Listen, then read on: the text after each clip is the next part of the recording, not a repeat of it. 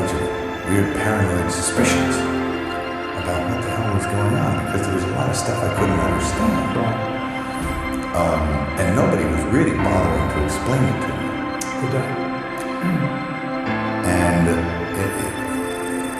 And I formed a bunch of opinions about the town and about the people in it that were like, surely that couldn't be. And then you find out later on the track that you are exactly on track.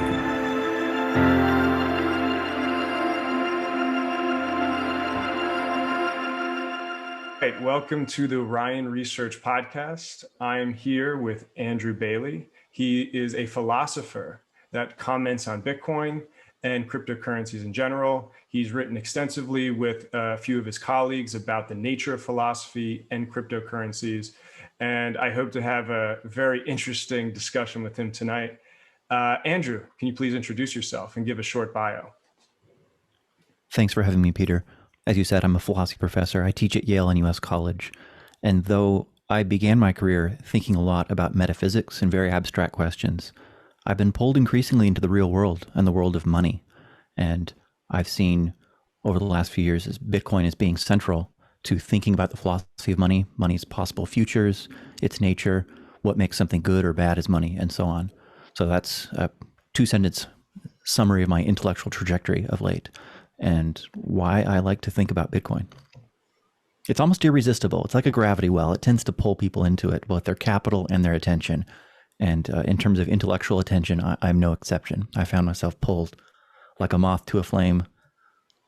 Yes, it can be very simple at first, seemingly. And then as you kind of get into it more, you realize there's so much of a deeper iceberg that sits underneath, and how much it touched almost every other facet of, economics, philosophy, kind of human social relations, politics. So it is always an enticing and alluring subject to go to. I recommend everyone go to resistance.money, which is one of Andrew's websites, to look at some of his writing and some of his colleagues' work, where it kind of spells out his whole project when it comes to investigating crypto and Bitcoin.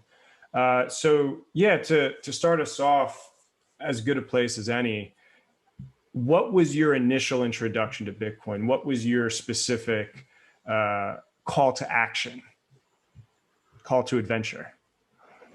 I like that, call to adventure. I actually don't remember the first time I heard about Bitcoin or the first time I read the white paper. I had no come to Jesus moment. There was no light shining upon my mind when that happened. But in 2014, two friends in graduate school told me, you have to buy some.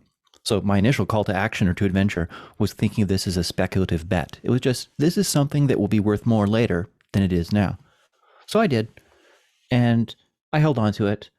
And I thought it was fun. And I started reading R Bitcoin and later Bitcoin Twitter and things like that. But I didn't really think of it as, I didn't take seriously the idea that this was a world-changing thing or that it is what people said it was, because I thought they're just trying to sell something. Until perhaps 2020. So it wasn't that long ago that I really started to think more deeply about Bitcoin and to see that there's more here, there's more there than I thought at first. And as you said, Bitcoin has layers. And I think it was just peeling off that initial layer of speculative bet and seeing that there's something really interesting here, that it's actually an intellectual puzzle to figure out, what is this? Why does it attract attention this way? And how do I even understand it or classify it? Because it seems to resist so many standard categories. It's a monetary good, Bitcoin, the asset, but it's not like other currencies, nor is it exactly a commodity. It's decentralized, they say, and yet everybody uses these exchanges. So you can probably think of half a dozen of these almost contradictory, or at least puzzling sentences you could lay out against each other. And on both sides, you'll find truths, and really figuring out where the actual truth lies is a puzzle. So that's irresistible for a person like me, just to try to figure it out. So that's where I am now. I want to figure out Bitcoin. I want to know what it is. I want to know what it's doing to the world, and I want to know whether it's good or bad. So Peter, throw the question back to you. Obviously, you got into Bitcoin, you cared about it, but then something happened that made you renounce. What was that? You left sometime around 2019. Somehow your allegiances changed. What was that like, and how did that happen to you? Yeah, so I think the place to start is really where I started as well and came into it. I was in college back in like 2013, 2014 era. And a very charismatic man came into my college libertarian meeting. And as I'm sitting there, sort of like uh, kind of disenchanted with whatever that was, somehow I just found myself in there and sort of what it was suggesting as sort of a libertarian alternative to what the predominant mainstream kind of rot that you smell, whether it's from the right or the left in modern society. I was disenchanted. I was sort of looking towards business and this whole booming Silicon Valley tech startup ideology that was really sort of at its zenith without any of the criticisms that sort of have come more in this sort of post 2015 era. And all of a sudden, someone comes in and says, you can get all of that political change you want through the means of the Silicon Valley tech. And it is epitomized within Bitcoin. And that immediately sent a lightning bolt to me to like, okay, I got to listen. I got to get, some handle on this thing. So I read the white paper and I decide to sort of jump in a little bit. I go down, I intern at the Bitcoin Center, which was, right on near Wall Street at that Was that time. Charlie Shrem's? I don't know if he was in a nominal partner or whatever of that place. He was definitely within the New York scene, and Right, he right. definitely was within the orbit. But there were other members that were more centered to actually, that nominal place. But it was this amusing, sort of empty former art exhibition place that sort of had folding chairs and folding tables and projectors doing slideshows around the clock about Bitcoin, and like all of these animated and eccentric individuals giving their case to be made to bring you on board and convert. And so I was there in the Does coming on board and converting, does that mean buying? Yes, as always, that is Okay. sacrament that you must participate in to be fully initiated. But it's at that time I would say there was really an authentic personality type that was there. These were sort of the Ron Paul libertarians. There was a whole real push for education and really understanding this like many people were doing, individual miners at that point. You still could in a way. Learning how wallets, there was a whole emphasis on education.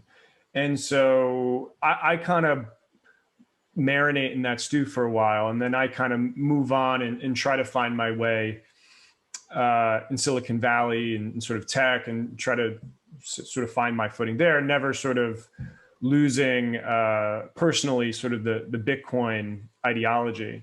And then I eventually move on to join CoinDesk as one of the researchers and, completely become absorbed within that world rather than just having it as sort of an internet, side interest.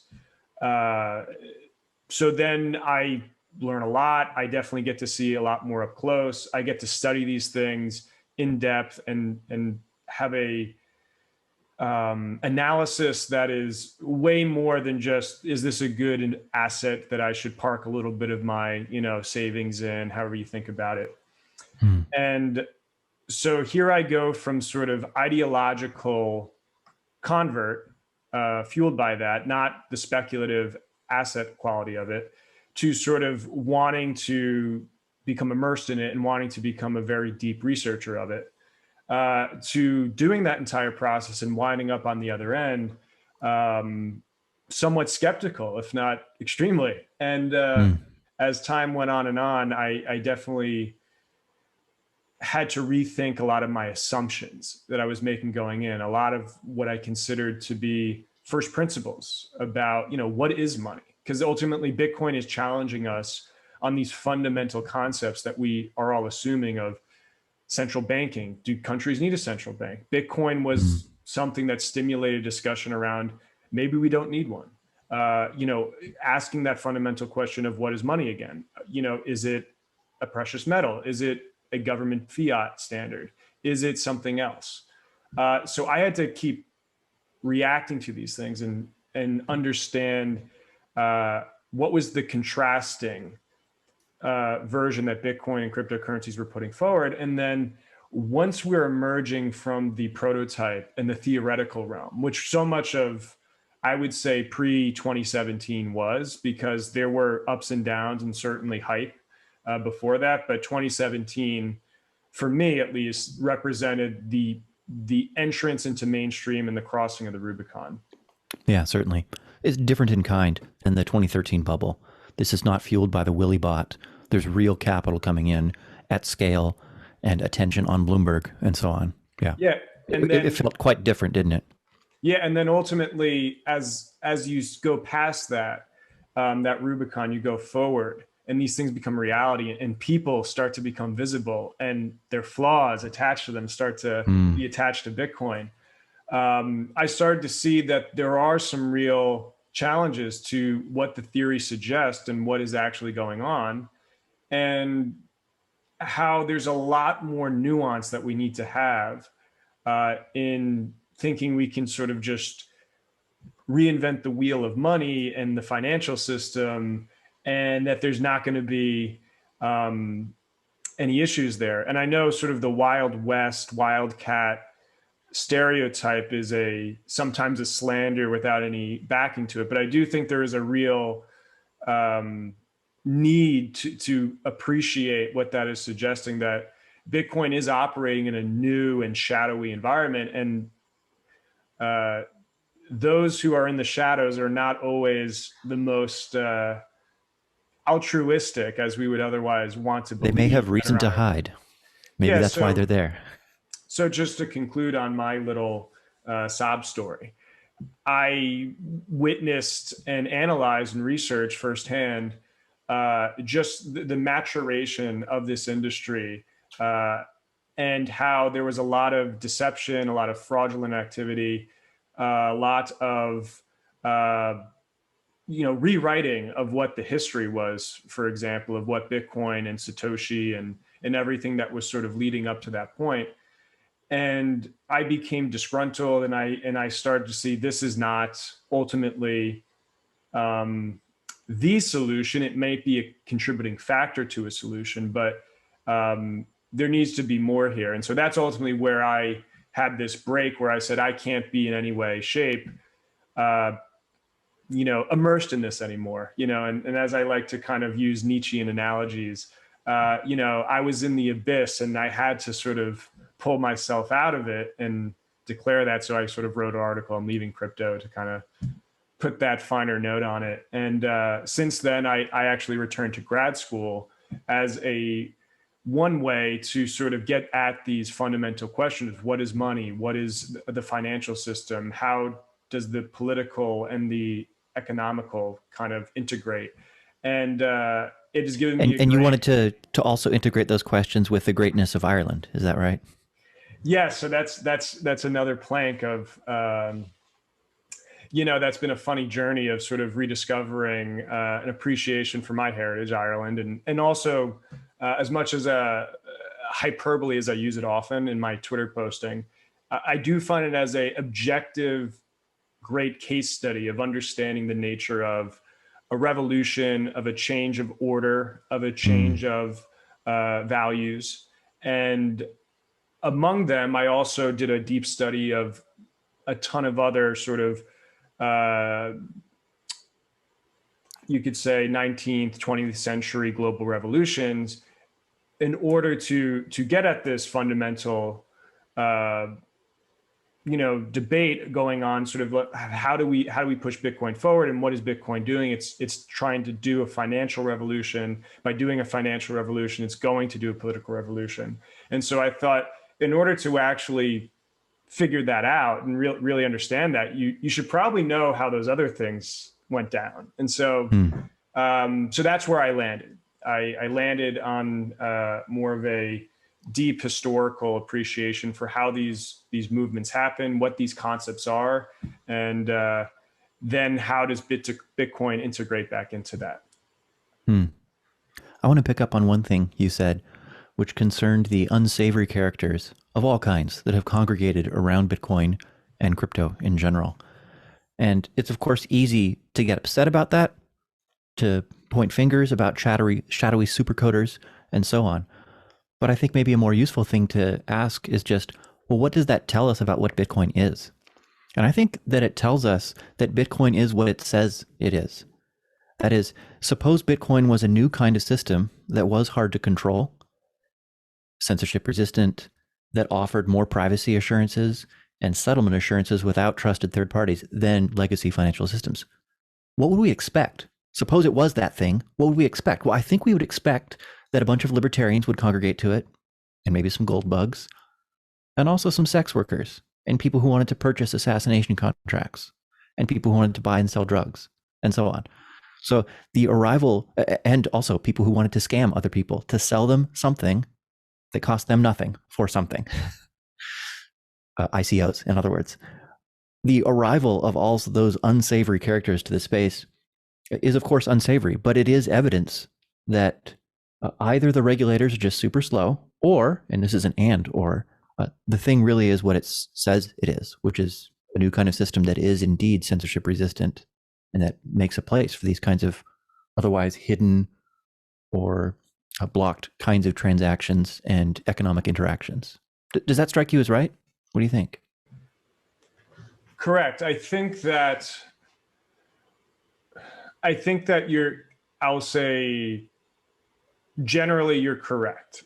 And I would say that of the qualities of Bitcoin that you often hear, is it an efficient medium of exchange? Is it a stable store of value? Those are pretty much the main two topics that get proclaimed. The third, which does get airtime, but I find this is the only thing that matters. Is it censorship resistant? Because everything can be lousy. It could be a terrible store of value. Like, I don't know, it could be very volatile. It could be a bad medium exchange, as in it's very clunky to handle some wallets. It's very difficult to sometimes send transactions because of fees or other problems. So those things can all suck. But as long as it's still censorship resistant, that is the entire perpetual motion machine of this, of what's fueling people to come into it, why they're interested. And so that has always been the fundamental point of Bitcoin, and I think generally of cryptocurrency, even though people have different motivations within other coins. So does it enable sort of this free-for-all of anyone can move transactions around on the Bitcoin blockchain? I would say generally yes. As, again, more analysis applied to it, you start to see that there's some nuance there. So when we think about what's the majority of people going to do, and this might not be the people that are always sort of the most incentivized to seek censorship resistance, but the most people are going to operate within exchanges like Coinbase.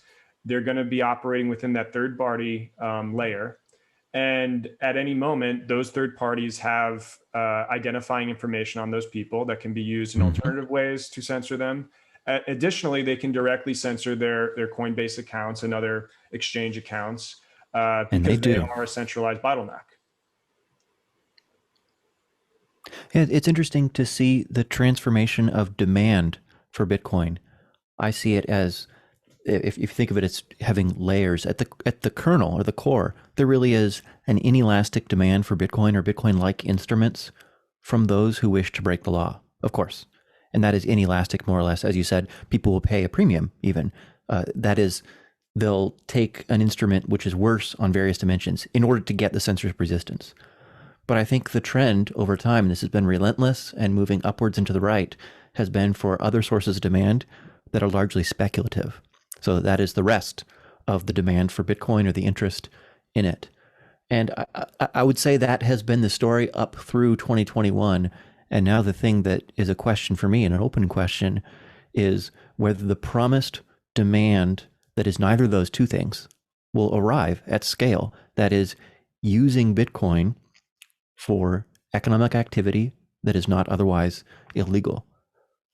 Remittances in El Salvador, for example, or buying random things online, or tipping people using Lightning on Twitter, and so on. And I think we've certainly seen an uptick in some of those. Has it fully arrived at scale?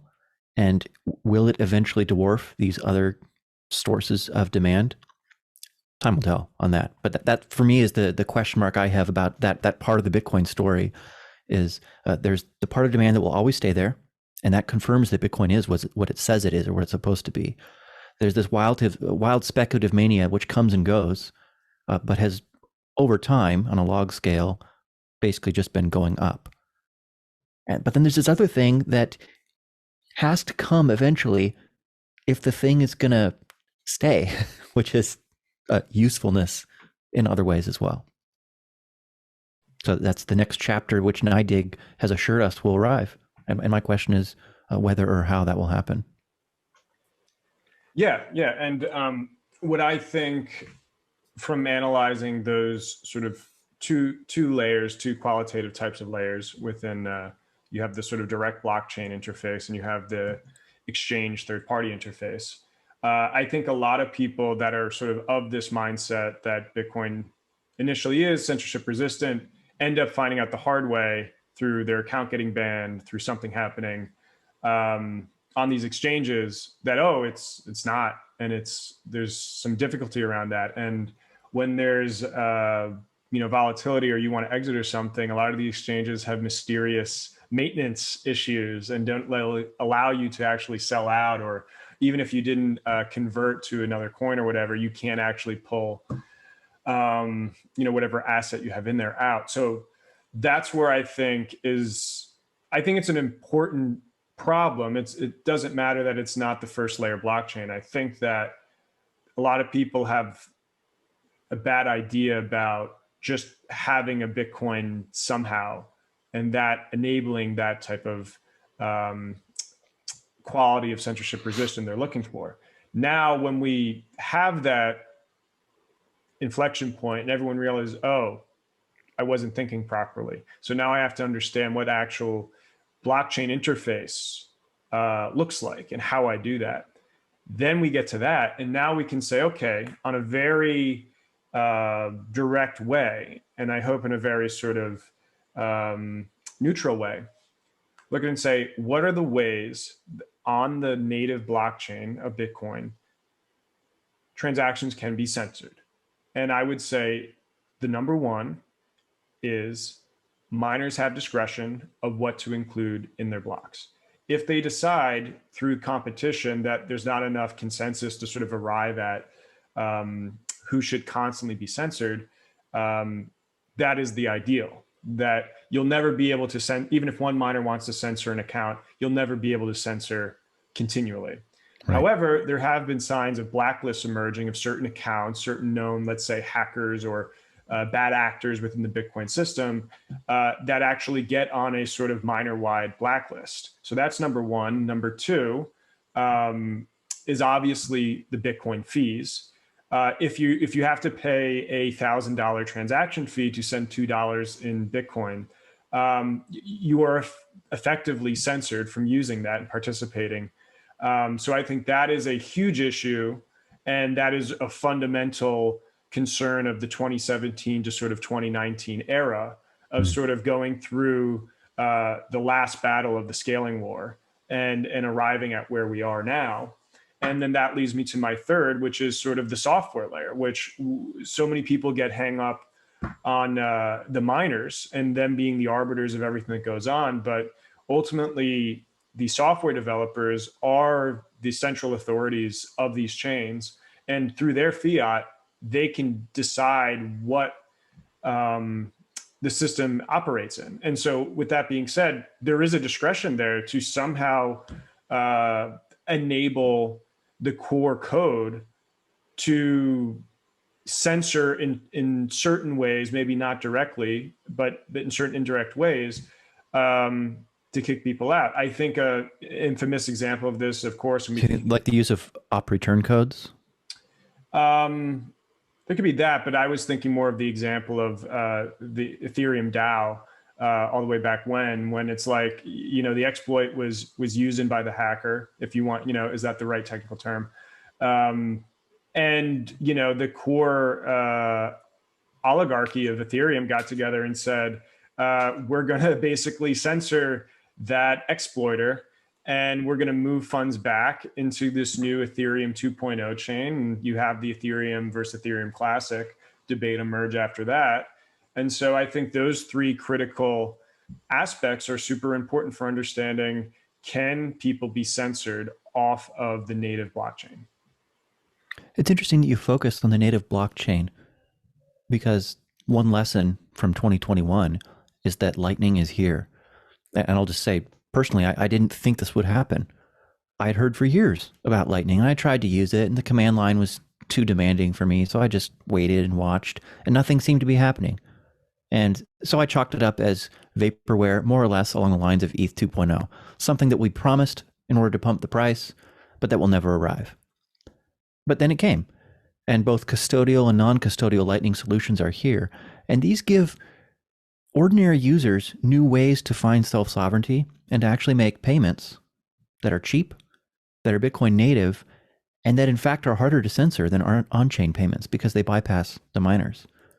So I guess it's way, because there's additional complications, miners can't censor Lightning transactions nearly as easily or as, in a fine-grained way as they could layer one transactions.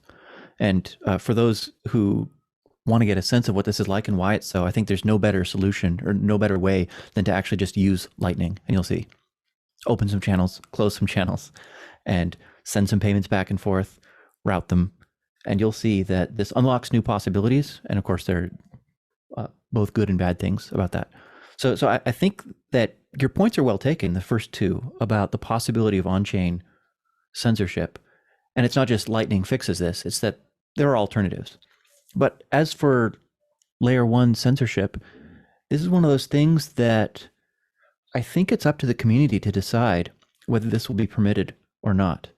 This is neither inevitable, nor is its negation inevitable. It really depends on what the economic majority of Bitcoin holders want. That's where the network will go. So then my question is, well, what do Bitcoiners want? The answer has always been, that is the thing that unites all Bitcoiners. Are there enough Bitcoiners, so take a subset of that, are there enough of them who also care even just a little bit about censorship resistance, and will they do anything, will they lift a single finger, even a pinky, on behalf of that? That is a bit more of a question mark, but we do have some evidence. Think about Galaxy Digital, or no, it was Marathon, right? Just a few months ago, announced publicly that they'll be implementing a blacklist. And the backlash was vicious. And in fact, the CEO got on Twitter and apologized. Now, maybe this only rewards toxicity. Maybe that's one reply you might have. But it was an encouraging sign to me that there is a core within the community that cares and that's willing to do something on behalf of censorship resistance. Now, whether that can scale up as mining moves further into North America and it expands, and publicly traded firms get more and more into mining, and as the mining industry becomes more regulated, that is a question mark. But the thing I'd point out is that this is by no means settled in one way or the other. It really depends on what people want. Layer zero is always people. Yes, we totally agree on that point. Layer zero is always people. Which is sometimes kind of sad. We want it to be math. We want it to be elliptical curves, but no, it is people, and it's what they want, and it's what they do. Yes, This is what controls the fate of Bitcoin. exactly. And I get very disgruntled when people try to use digital gold or sort of math or code as sort of this um, Platonic ideal of, even though I like Plato, of what Bitcoin is, and sort of it's above us and it's separate from us, and if Bitcoin fails, it's only because we failed Bitcoin. Um, I think that's totally wrong. It's what you're saying. It sounds so nice, but no, that can't be the whole truth. Yeah, I mean and that's the thing. That's where my biggest thing is, like, let's actually like observe like who these people are. Like I think it, like, I go to GitHub and I see the code contributors, and I can see there's about a dozen that are the most impactful, and then those are the people that matter. So it's like those are the people that are doing Bitcoin, and it's not Bitcoin, and then it emerges out of this ethereal plane, and then we all sort of come to sort of an unconscious recognition of its astute and perfect qualities. It's been a ongoing experiment that has had tons of backfires and cleanups that had to be made along the way from these coders. And you can acknowledge the difficulties as well as the sort of I'll give them the benefit of the doubt. I'll use the adjective heroic, like in a way of like what they're trying to do. They're like fighting all of the probabilities that say this should fail when something arises. So I'll give them credence, but it's like the Bitcoiners and the cryptocurrency people are the ones that actually don't acknowledge the specific coders. They acknowledge this, again, this idea of what coders are. It's like, let's get back to the people that are actually doing that we can actually read their blogs, we can read their tweets. And so sort of return to that, what you said. Could I reply to that? Go on. You've pointed out that I assume you mean Bitcoin Core when you talk about the developers and the coders. Is that who you're thinking of primarily? Yeah, I think Bitcoin and Bitcoin Core is my usual subject and object of focus. They also are sort of where all of this sort of ideology emerges from, and cryptocurrency in general then sort of mutates from there. There are historical examples of what some might call censorship coming from Bitcoin Core. This is your third point.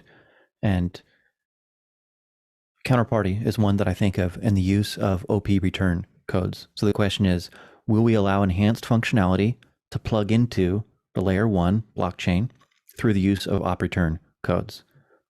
For example, Mastercoin or Counterparty. And the answer from Bitcoin Core developers, Luke Dash Jr. among others, was no, this is network spam. If you're throwing in arbitrary data into this extra field, which is not intended for arbitrary data, then that consists in an attack on the network, a spam attack in particular. And so we'll take steps to keep that from happening. Some might look at that and say, this is an exercise of power, maybe a unilateral exercise of power by a small group of developers within Bitcoin Core, which is the main implementation of Bitcoin, and then find that objectionable. But I would point out that on a deeper level, it's not really the developers who had that power in the fundamental sense. That power is given to them by users who want to use a client that's compatible with Bitcoin Core. Everything can be forked. And if it turns out that the economic majority wanted something else, they would get something else. They would get an implementation of Bitcoin that didn't place these limitations on the placement of data in the blockchain, in OP return codes, or what have you. So this is just another application of the layer 0 is people. And I would point out that it's not actually the developers that are the relevant people. It's something broader. It's those who use Bitcoin and those who confer value on it. That is, those who demand it, who pay money for it. It's the hodlers and the buyers and those who create this relentless demand for Bitcoin. And where their mood shifts, so also Bitcoin shifts. And I certainly respect the market as a mechanism of there's enough volume there, there's enough participants to meet the criteria that you're laying out of taking the power away from the software developers. However, I would respectfully disagree on this point, just to say that I think the idea of hierarchy is super divorced from Bitcoin ideology. And I think that by understanding hierarchy, we can then have a better rationalization of how certain market outcomes originate. And even though a general demand, it can be observed, we have to sort of work our way backwards to say, well, how are the options for what could be demanded made? What access did the demanding parties have to the available options? Was there a distinction between appearance and substance of what the alternatives were?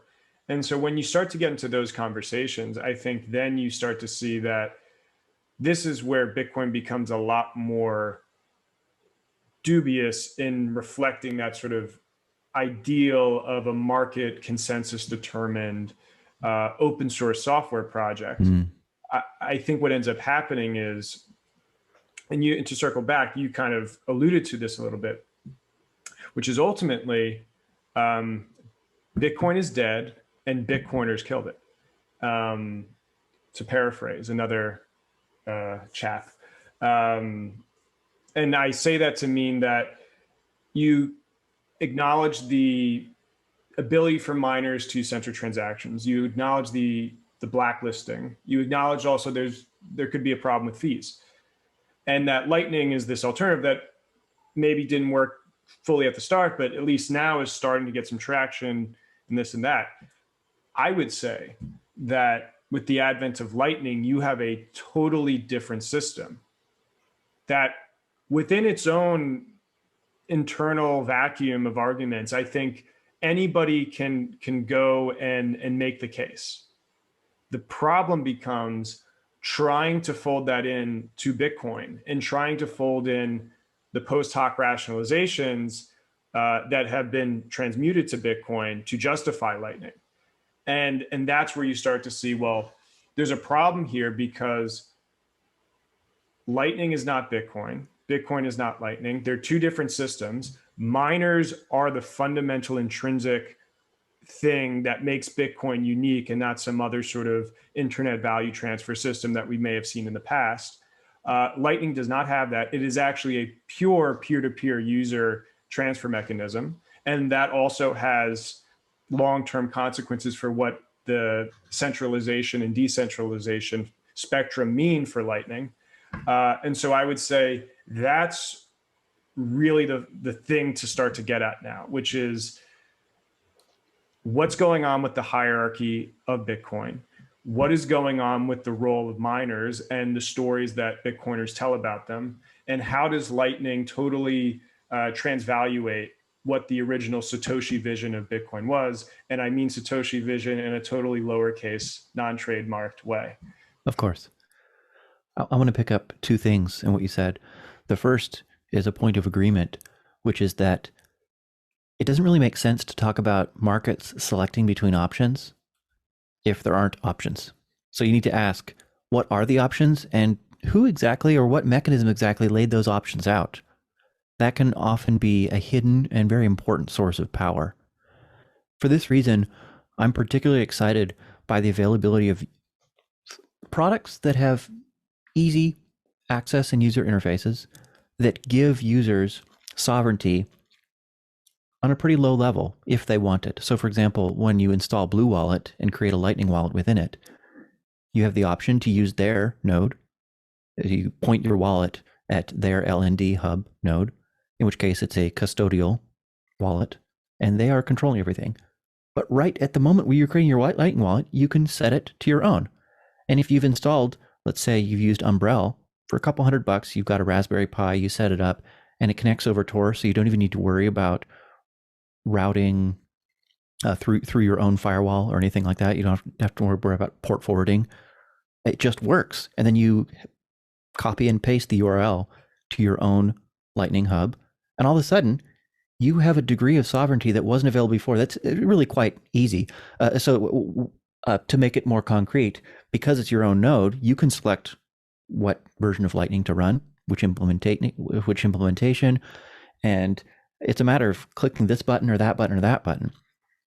So there are options now that make it easy for non-power users to have options. I like that. And I see that as an encouraging and important trend. So for some, I think operating a full node themselves is more ornamental. It's a status symbol, it's for fun, maybe as a kind of hobbyist thing to do. But I also think there's something deeper and real in that movement, encouraged by companies like Umbrel, which is to give people the tools required so that they can make choices themselves. And it's a matter of, what software do I install on my little Raspberry Pi? And that it is working its way outwards in just the ways you might expect. The second thing you said that I want to disagree with is about Satoshi's vision and Bitcoin and Lightning. I actually think Lightning is an implementation of something Satoshi suggested. He called these, do you remember what this is? They're incremented payments, is that it? We have a series of payments, but they're not settled or netted until there's another transaction. So you have it's kind of like an opening channel and then the closing of the channel. I forget what he called this. Anyways, there was a fundamental problem in the way that Satoshi set it up, because someone could attack by closing the channel at payment 3, even though there was payments 4, 5, and 6 waiting afterwards. So they could net and close in a way that's advantageous to them, one of the two transacting parties. But the fundamental idea was of a payment channel. So I don't think of Lightning as a betrayal of anything Satoshi said. It's rather an extension of something Satoshi said that fixed a bug that he acknowledged and said, well, we just need to work on this. Well, they did work on it. And thanks to the arrival of SegWit, it's here. And it in fact does work. So I don't see that as somehow antithetical to Satoshi. It's just an extension of something that he proposed to allow for batching of payments so that the fundamental or layer 1 blockchain remains pretty light. You're familiar, of course, with this argument.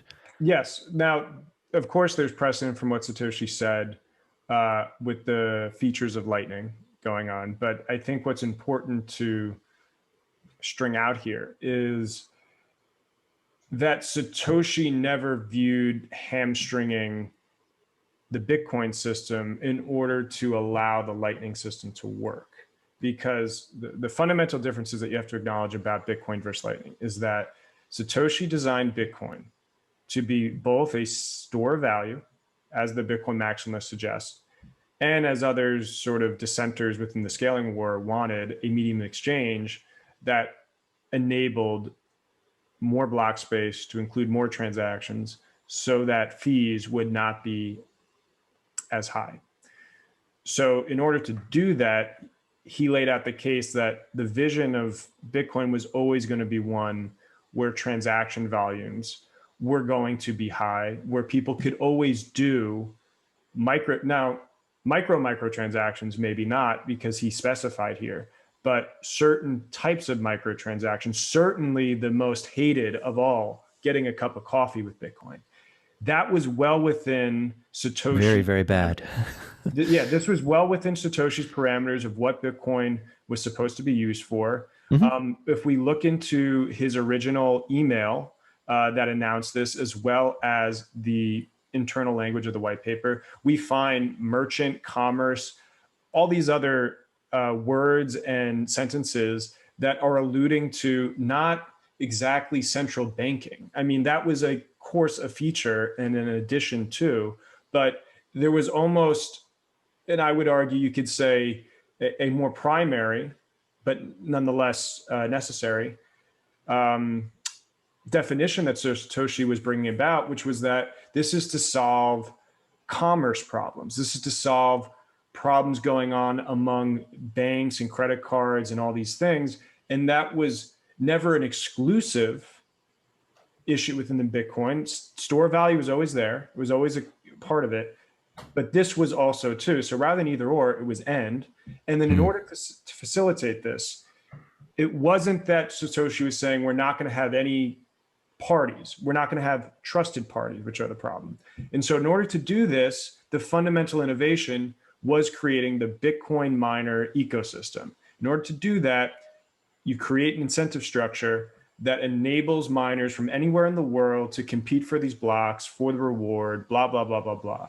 And through the contribution of CPU power, hash power, you preserve this ideal of market-driven competition that will prevent trust being a primary motivator of users interacting with the system. And ultimately, which people get wrong, is that the peer-to-peer of Bitcoin was always referring to miners, and the nodes of Bitcoin was always referring to miner nodes and not listening nodes that don't contribute hash power.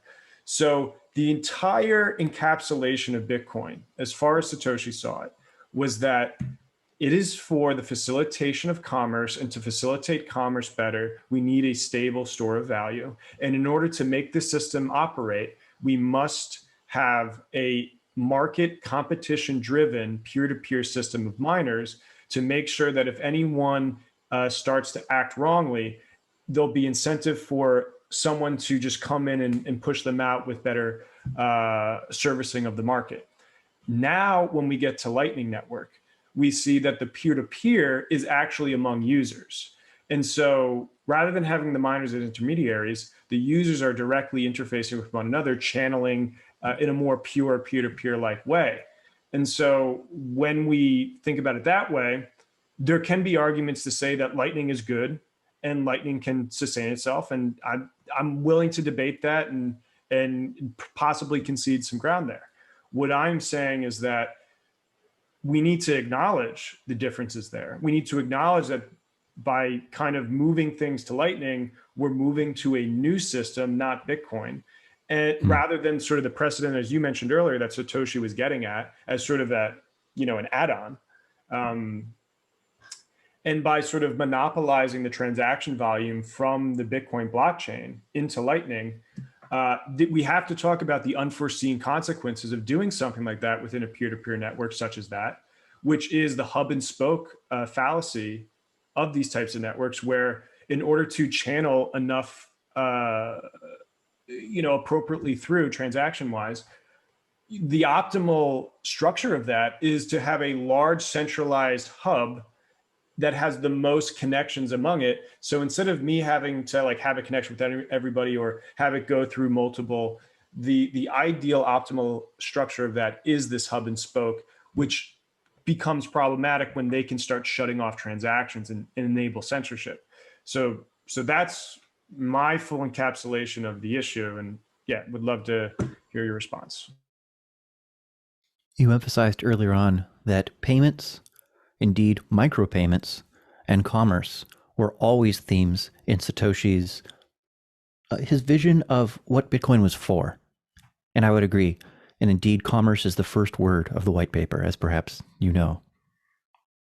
It wasn't the store of value. It wasn't central banks are screwing us over. It's commerce. So it's pretty clear that payments were at the front of Satoshi's mind. And they receded to the back of the mind of many Bitcoiners from approximately 2016 through end of 2020, perhaps.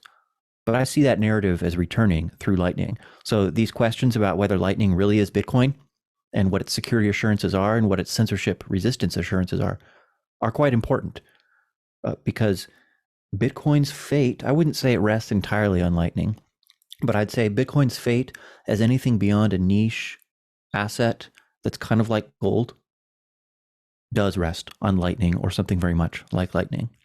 So then the question is, are there good security assurances on Lightning, and are there good settlement? I'm thinking of security assurances, basically settlement assurances. And the ones you're emphasizing now is this question: are there good censorship resistance assurances? And you've correctly pointed out that the market will move, or at least many market players will move to an equilibrium point where there's a hub and spoke model. And indeed, if you look at the Lightning Network now, at a visualization of it, the graph includes a number of large nodes that connect. They might have dozens, hundreds, or even thousands of open channels.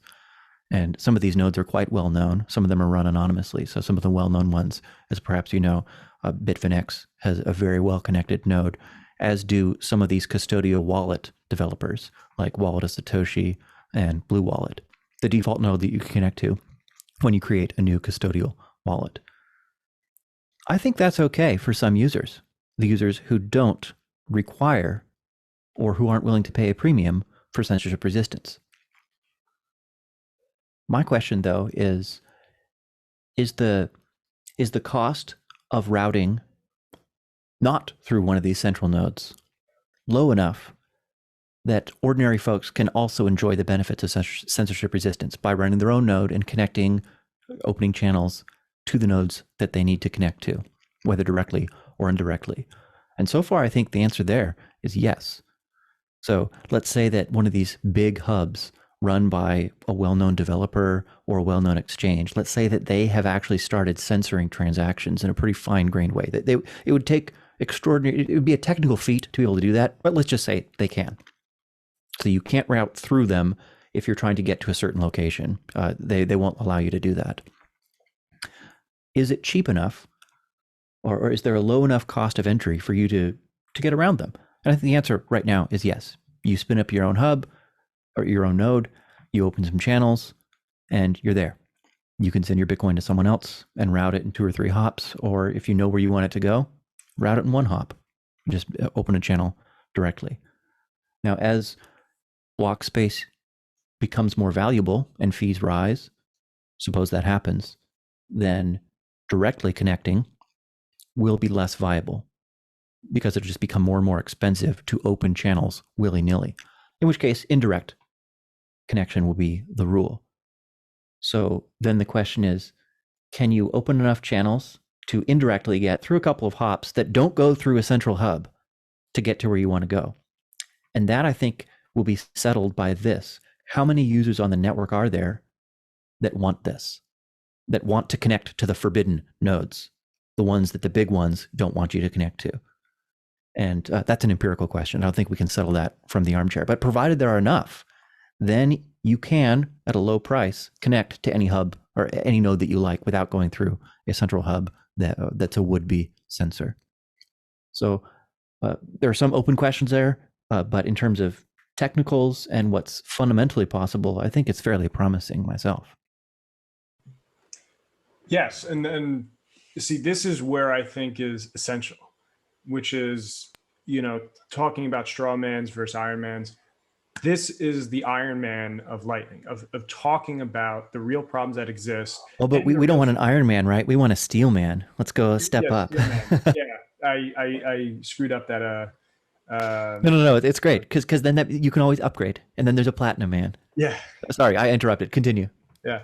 No. So just to suggest that I am not coming at this from sort of the traditional Rubini, everything crypto is crap perspective.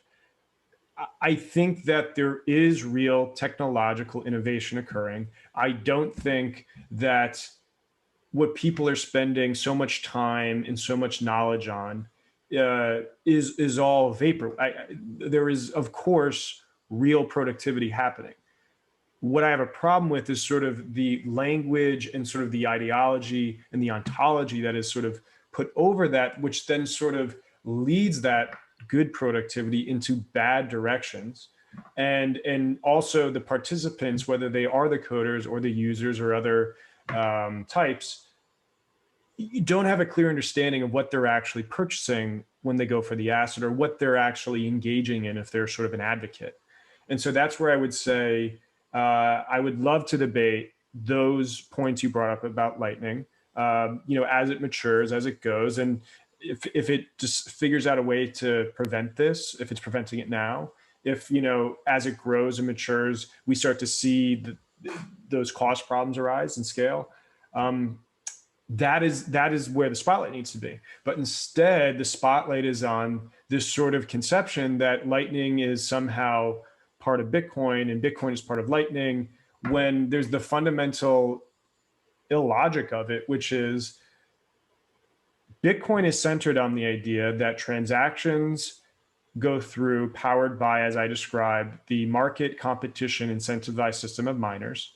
And in order to do that, and as commentators through the years, currently Joe Weisenthal just mentioned this, I'm going to hopefully finish an article response to his recent Bloomberg piece on this.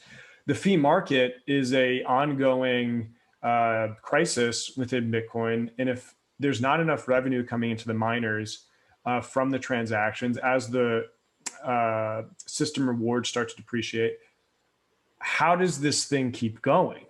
And when you're building a parallel system of Lightning that is premised on the idea that it's low cost to move transactions around Bitcoin, why wouldn't everyone just move to Lightning to facilitate transactions? And then you exacerbate the fee market crisis.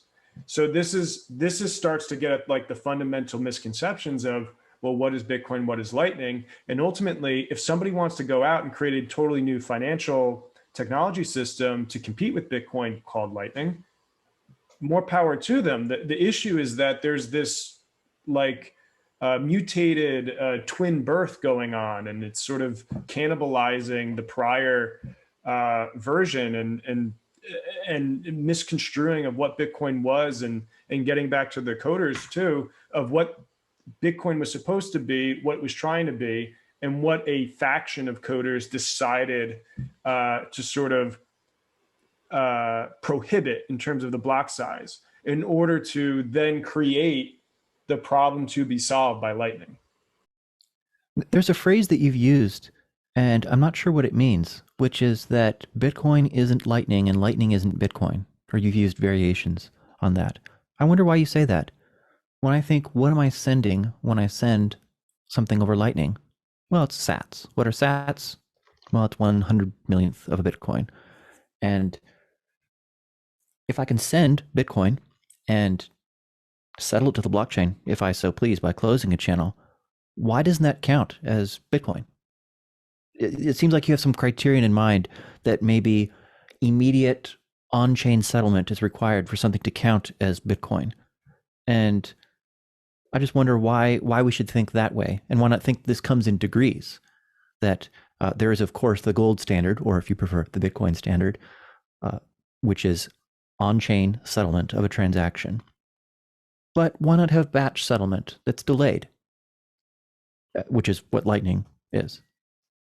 And then of course there's wrapped Bitcoin on another blockchain altogether, which would be the far other end of the spectrum, or actually maybe the farthest end would be moving around Bitcoin within a ledger on Gemini or on Coinbase, where in a kind of way, yes, you're moving Bitcoin around, but not really, because it doesn't touch the blockchain at all. It doesn't touch private keys. It doesn't touch anything that has anything to do with Bitcoin, really. So I see a spectrum here, and you're insisting that something is Bitcoin if and only if it's on the far left end of the spectrum, settled on-chain right now.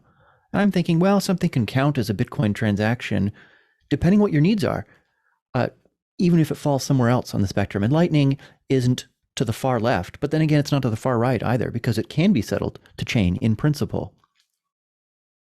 So that strikes me as an important difference, or an important thing to notice when talking about whether something really is a Bitcoin transaction or not. What do you think of that reaction, or what is your reaction? Yeah, and again, this is where I think nuance is needed to be applied so much. And as I mentioned, it's not that there is no Satoshi precedent that would forecast the creation of a Lightning-like system. And it's not that Lightning in and of itself is acidic to Bitcoin. The issue is the specific observation of the code of Bitcoin and the structures around Bitcoin being manipulated to facilitate the monopolization of Lightning of the Bitcoin transactions. So as you say that, if people want to use batch transactions, people want to use Lightning to facilitate delayed transactions. If people want to do that, and this is an add-on feature, that is the growth of technology. The issue is that users that want to stay on the native blockchain and do transactions in sort of the pure form of Satoshi's vision are being prohibited through the facilitation of block space capping and ideological propaganda construction to monopolize that ability exclusively on the Lightning Network. So your claim is that the Lightning network is the only L2 on Bitcoin? I wouldn't say, I mean, yeah, monopoly is a strong word. I'm saying that. That doesn't sound very nuanced. Yeah, what I'm saying is that there's block streams, second layer. There's a few other there's other ways to go about this. The point of it is to suggest that on-chain is where the majority, if not the overwhelming majority, of transaction volume should be applied. It should also preserve the idea of equal access among individuals and large institutional parties to facilitate their transactions like that. If other parties want to use other systems like Lightning or other second layers like the ones Blockstream's doing, that is perfectly fine. But the point of the matter is to say that if all the transactions are moving towards these things, it's becoming something that is going to hit an inflection point of when enough transactions move over there, what transactions are there going to be left to pay for the actual mining that goes on the Bitcoin blockchain? And I don't have an exact answer to what that outcome is going to be. I'm saying that one, this is a fundamental break from what Satoshi's vision was, because the transaction volume is being maybe not monopolized, but oligopolized outside of the native blockchain rather than a pure pluralistic add-on. And number two, the censorship resistant quality, if the fees go up, if sort of all the marketing is towards facilitating Lightning, again, it just sort of corrodes this intrinsic idea of what Bitcoin was supposed to be. I think that you're right, that there is a serious problem with traffic moving at scale off blockchain, because especially, and this becomes a bigger problem, as you know, and as anybody listening to this will likely know, the more halvings we have, the bigger problem it is. As block rewards go down, it's supposed to be that these two curves intersect. One curve is block rewards go down, and then the fee structure takes over to provide the security budget for Bitcoin. If that doesn't happen, that is, if fees don't go up because there's no on-chain activity, then we have a serious problem. Now, the standard answer, and I wonder why you didn't interact with this, is just that the kind of on-chain transaction changes. It is no longer Alice sending to Bob. Rather, it's Alice opening a channel with Bob. So its channel openings and closings will increasingly take over as one of the main, if not the main kind of on-chain activity. And as for buying coffee or even buying houses, well, that happens on Lightning. What do you think of that? That's sort of the standard reply, I think. Yeah, I think we can get back, and again, we could sort of create a parallel argument within Bitcoin of how advanced are users of it. But as you kind of touched upon, and as I'll say now, what will the majority of users actually do? Will they always open up their own channels, or will they outsource that to a third party that's centralized that actually facilitates that? And does Lightning increase the ability of that centralization more so than Bitcoin? Now, again, I am not being like totalizing in a negative assertion on that that's impossible. I'm saying more of let's have the conversation, let's get our categories right, and let's acknowledge sort of these key differences. And so I would say, one, I think there's probably more room for that type of centralization and that outsourcing of users to parties like that to open and close channels. Two, I think there is sort of an essential issue when it comes to, does the opening and closing of channels equal always the same amount of miner revenue that could have been attained if all that transaction volume was put back on the Bitcoin blockchain? I think that's an open question. I don't think they're one for one. I don't think they're mirrored. And again, these are all practical concerns, and we're talking very, logic based. Well, if we have a setup this way, does it work? Does it facilitate X? But getting back to Satoshi's vision and getting to more of a qualitative standard, just the binary of, does an individual user have access to the same types of freedom of transaction within the Bitcoin blockchain itself, not a second layer? Is that access preserved?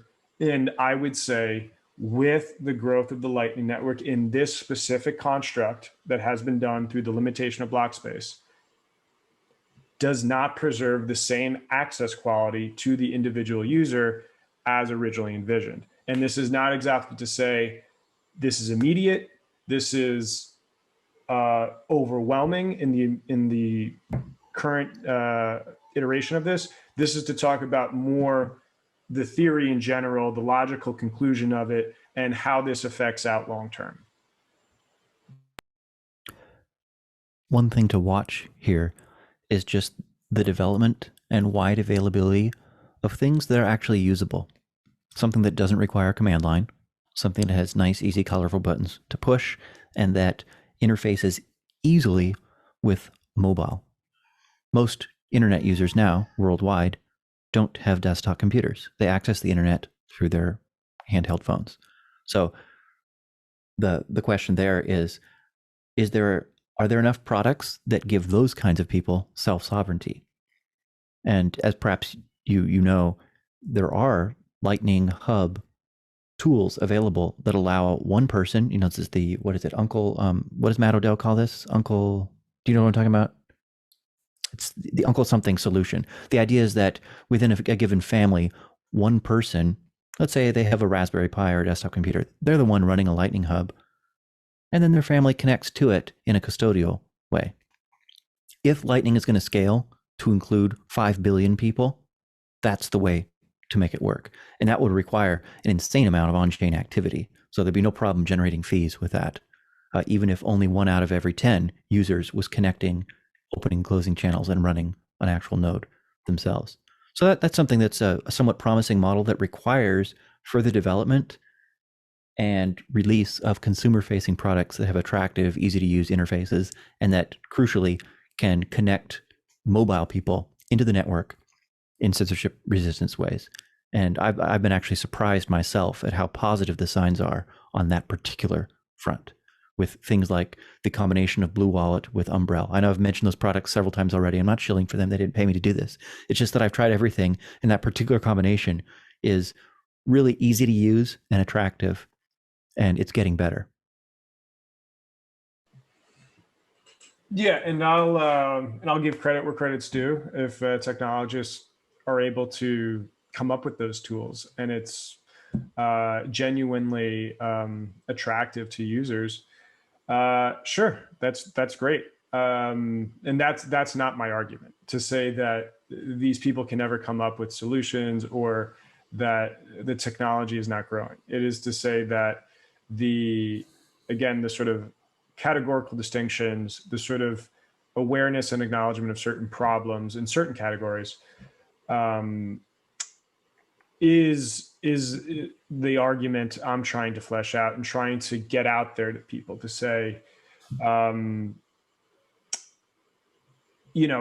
you actually acknowledging that these problems exist on Lightning instead of just sort of going, like lemmings over the cliff into this thing, which again is a new type of technology. It is not the equivalent of Bitcoin. It is an add-on to Bitcoin. It facilitates Bitcoin, but it's peer-to-peer system, and the mechanisms around that are unique. And calling that out as unique and not as sort of a continuation of all of the labor that was done initially by Satoshi and those that immediately came after him.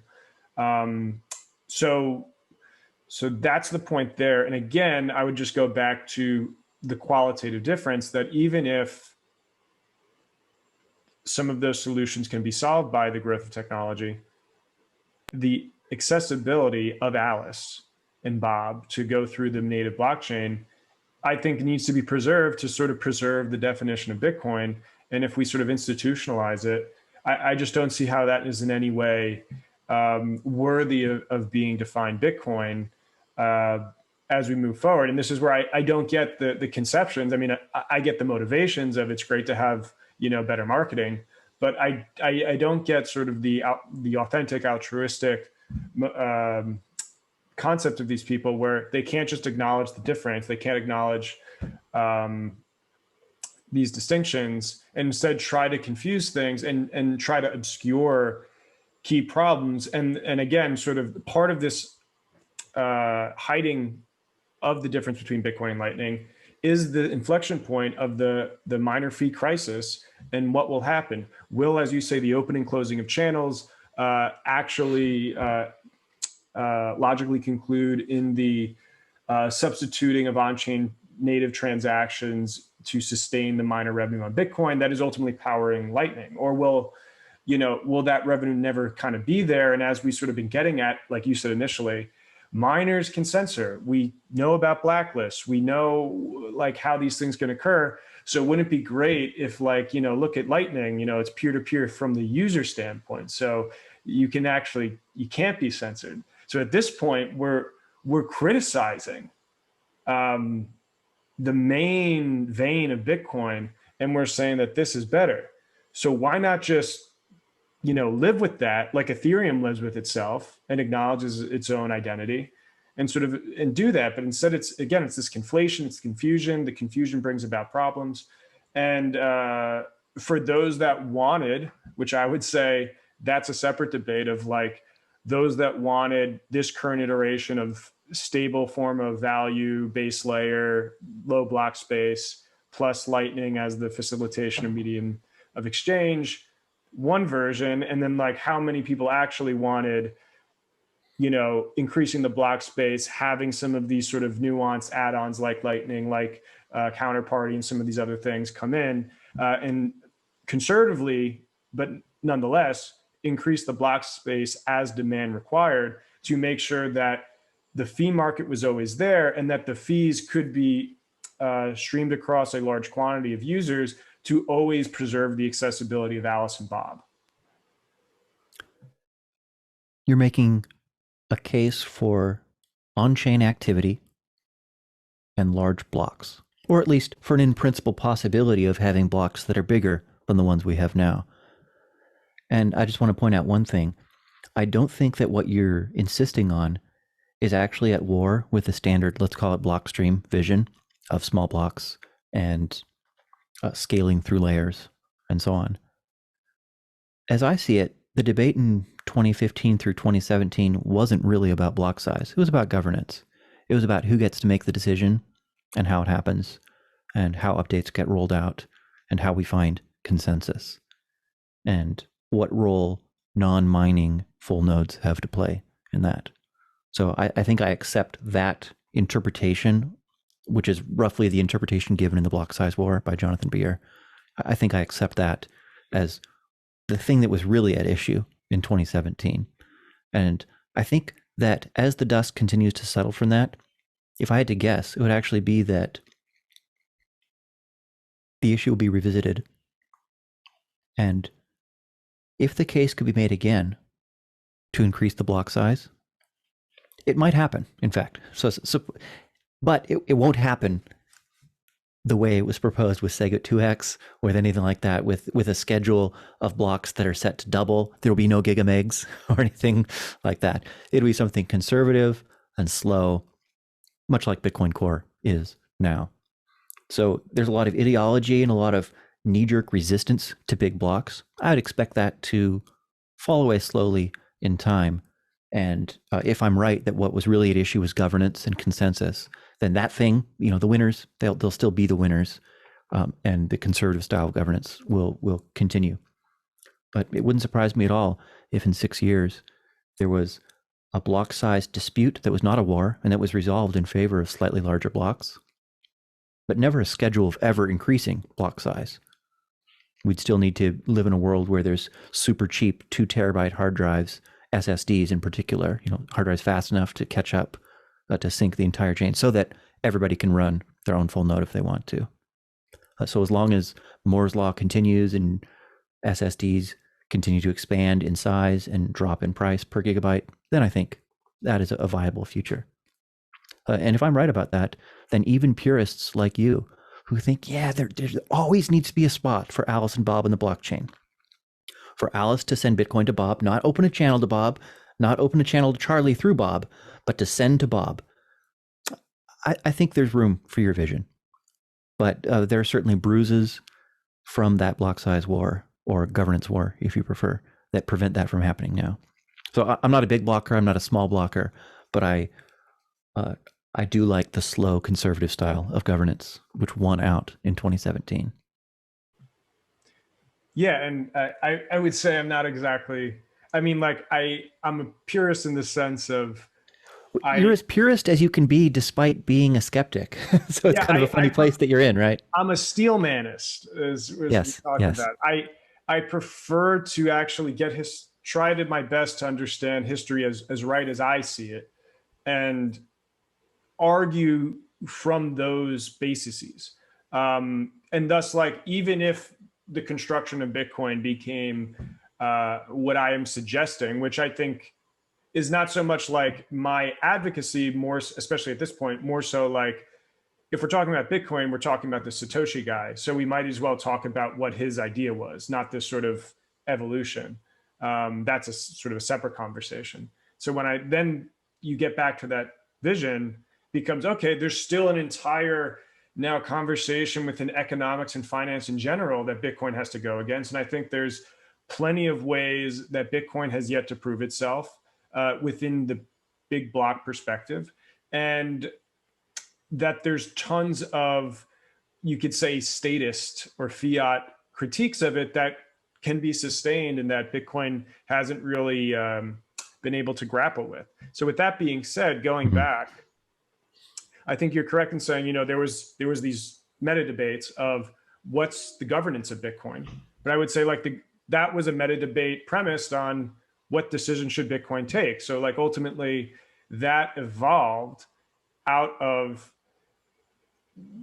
this ongoing struggle between should there be, and again, like we talk about cores conservative versus the other side of the scaling war. They weren't talking about like, let's do infinite blocks. Let's raise it every like week. I would say they were fairly conservative. They weren't like going off the rails with it. I think there probably could have been there's certainly a spectrum of conservativeness, and BSV is even farther out on that spectrum with the so-called gigamegs, ridiculous 1 gigabyte blocks and so on. That's obviously a joke. Yeah, and obviously like then we have sort of the Cambrian explosion of Bitcoin copycats, and BSV is often sort of a different world entirely. Yes. I think BCH was the obvious inheritor of sort of that opposition within the scaling war of sort of you could say sort of more of the people that were rational, or people that you could have that hash out about the argument with. And that was never, again, something that was totally outlandish, and especially from the perspective of Satoshi. And so when we look at that, it becomes, okay, so what was the decision? It was, do we increase block space or not? This will preserve the accessibility. This will preserve the fee market for the miners. And overwhelmingly, I think it was the case that through evidence of the New York Agreement, people can call that a corporate, coup or something. I think that's ridiculous. These were, back then, as small as it was, and who these companies were, what size they were, all this type of stuff, and like who are the main stakeholders in the system. I think that was a good as any metric to say where sort of votes were going. And then when you look at the miner community, I think the miner community was actually more incentivized to go towards the big blocks. And it was only sort of this faction of developers within Bitcoin Core and some social media personalities, and as well as a few exchanges that took this other side of the debate. And then getting back into the meta argument of, well, what's the governance? Like, how do we actually decide this? Then it became all of a sudden that listening nodes were actually the voting booth of Bitcoin. And that was always curious because listening nodes had a role. Satoshi talked about them in the white paper.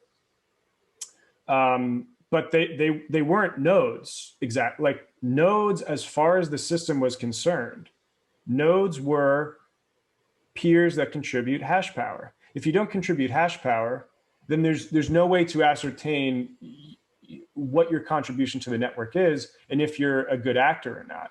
So ultimately, if you're not contributing hash power and you're just signaling a vote, well, that's not how Bitcoin works. That's a different system. And there's no way to actually understand whether the listening nodes were spoofed or not. So we have all these listening nodes go off. Allegedly, they're signaling and flagging one direction. There's no way to actually ascertain, are these individuals? Is this one guy with like 500,000? Like whatever, like being extreme to make the point. And I would go to Luke Dash Jr. as sort of my source on this of like, I looked into all these things trying to kind of come up with data. And he himself concluded that, yeah, there's a problem with visibility into understanding who's actually running these nodes. Is it one person? Is it like, individual to individual? Are these dead nodes? Are people actually, continuing to operate these things? Are they updating software? There's like all of these cascading problems when it comes to considering listening nodes within the context of mining nodes as the arbiters of the governance of the system. And so that's where I would get into, like, I don't really acknowledge listening nodes as a governance mechanism in Bitcoin. And I think that the consensus produced through number one, the miners who were flagging, and then number two, the stakeholders that sort of gave us this visible document, the New York Agreement, to basically understand that. And then as we kind of move forward into sort of the SegWit dynamic and sort of the September through November, especially November of 2017 time period, when this was sort of like the final battle, miners did a mad dash towards the big block side. You could see this in the hash power allocation. Mm-hmm. I would say that through exchange activity, which again, that's a separate governance mechanism, and you can get into that in terms of what exactly was going on there. I think the miners folded and saw that the exchange activity was producing a result that scared them. And they decided to switch all at once and, be basically dependent and sort of subservient to the small box side of the developers. And so ultimately, I think that's also a revelation of the Bitcoin system in whole, of that the miners actually are very variable and actually very dependent on other forces that are out there that aren't spelled out in Satoshi's white paper. So when it comes to them, they're thinking short term, how do I cash out my gains and sort of pay for my expenses? And they are not hodlers in a way. They are just seeking in and out. And so exchanges basically are super dictators to them. And if exchanges say one thing, whether you could say the exchanges are being truthful or not, that's another question.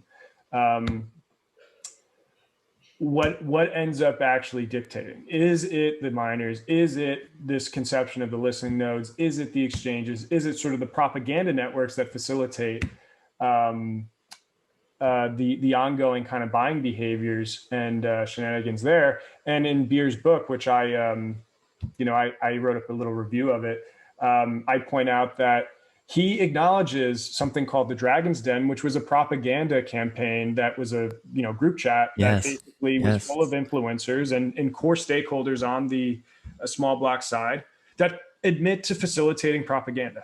So this is where I would say this complicates the narrative of everything. This complicates the narrative of what Bitcoin's definition actually is, and this complicates the narrative for a purist perspective of, does Bitcoin actually work? Because if it sort of didn't actually make it past this challenge, the proof is in the pudding. Well, I want to make a big picture observation about a couple of our back and forth. One thing that's interesting to me is that we've used the phrase Satoshi's vision, and more than once appealed to as if it mattered what Satoshi built or what he wanted or what he intended. And it's really interesting to me why that matters at all. And let me just give you two comparisons. Here's one. Think of another software project. Here's one that I've cared about for a long time just because I studied it long ago and I admired it. It's QuickDraw, which allowed the early Macintosh to do the cool graphic stuff that it did. And Bill Atkinson was one of the lead software engineers in that. Brilliantly engineered, great solution, and it's just super elegant. It's a mixture of elegant stuff, but also some kind of hacks that just make it work. Anyways, QuickDraw has been added to by Apple over the years. It's superseded now by a different graphics library called Quartz. But anyways, just imagine somebody in 2005 saying, well, what is Bill Atkinson's vision for QuickDraw? You know, he left Apple long ago.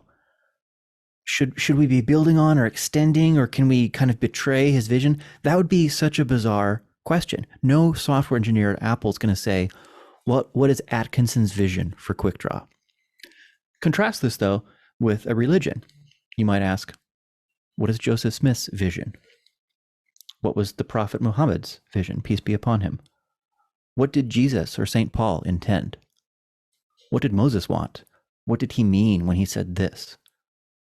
Now, in those cases, intent matters because the true believers think that intent has some connection to what God wants or what the universe, in a deep way, calls for, or something like that. So my hypothesis here, just as I observe this conversation, is that you and I, for whatever reason, have treated Satoshi as if what he thought mattered. And that is not the way a software engineer would usually be treated, nor an economic designer of another kind of economic system. So let's say you had somebody who worked at the Fed in 1971, and they were critical for figuring out how to go off the gold standard and so on. Appealing now in a debate in Congress, Dr. So-and-so's intention was blank. It would have no weight whatsoever, worthless. So it's not peculiar to software where it's not just software. This would be an inapt thing to call or appeal to. It's inapt in most circumstances. You go far enough away from the founding of something, and intent of the founders doesn't matter. Now, one picture is the American Constitution. The framers' intent does matter, but I would conclude from that Americanism is just a kind of religion-like thing, that the founding fathers are demigods that founded a new religious, I'm not going to call it a religion, but a religion-like thing with a founding myth, such that their intent does matter. And those who are not subscribers to that religion don't think the intent matters. Anyways, just a high-level observation about something that you and I have both done. What do you think? Is there some other hypothesis, not the religion hypothesis, perhaps something else that could bear on this or enlighten us? What do you think? So yeah, and this is exactly the reason I appreciated your past work and why I wanted your perspective to come on, because you're cluing in on these very special things. So I would say, like, isn't there a myopia? There's a there's this what's a fundamentalism going on when it comes to some of the points that I'm making, or some of the diehards that are still advocates of crypto and Bitcoin in that particular way. Like, don't you understand that, things change and not everything is sort of the exact one for one. And granted, so let's just, that happens. I think what I would say is that there's limits to that. And, this is a case by case basis, not a like generality of totally everything sort of facilitates this way. And you brought up sort of Apple computers, and I don't know the specifics exactly of every sort of development and timeline of Apple, but I believe a fundamental piece of that story is that Steve Jobs left, and that a fast food drink guy became the CEO of Apple for a time. And yeah, John Scully. Yeah, and sort of the entire what we consider to be Apple today, which is the second act of Steve Jobs, yes, is premised on the idea of returning to the vision of the founder. So I would say, like, one, it is important to sort of understand hard, unchangeable aspects of a container. And this is where, if you want to create a new container and put new inputs in that and new attributes, fine. I think when we get into this thing of, like, we're using old containers to facilitate new attributes, I think that gets very dicey. And I think that gets, in a way, not to say everyone or yourself, but I think there is certainly a grouping of people of the Bitcoin maximalist perspective that are being very dishonest when they sort of do the same container but different attributes conversation. And so then it becomes, okay, well, there's the Constitution, as you mentioned. There's certain things, also about, we had the gold standard, but now we're not. And, you can never go back because, hey, we know more and we've grown. But, there's fundamental things of, the vote, democracy, that is something that's unchallengeable because that was the founders' intent.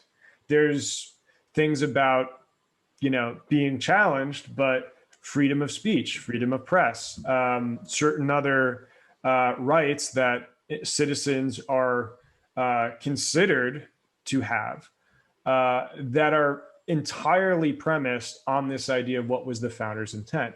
Now, this gets into sort of also, it doesn't matter what the founders' intent was because there's a Platonic ideal, and that Platonic ideal is devoid of time.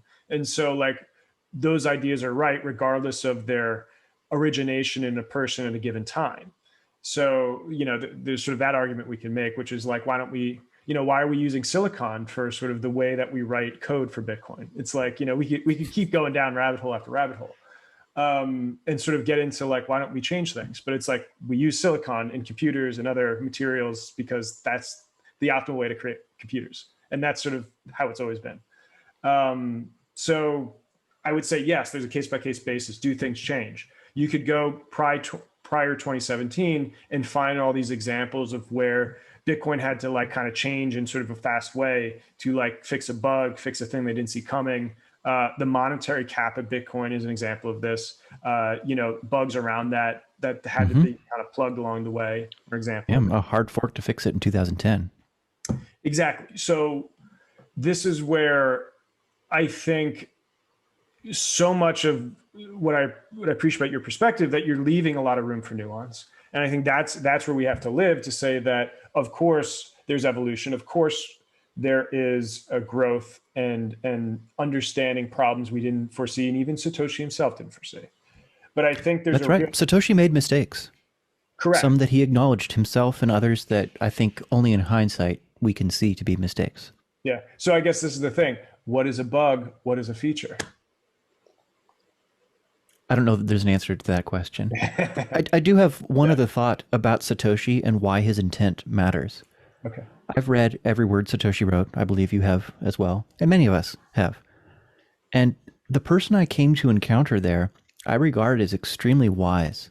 And let me just give you an example. There are many people who baited Satoshi to debate them. They throw in these 300-word missive, and they're just kind of, they're filling the troll box with the stuff the trolls do.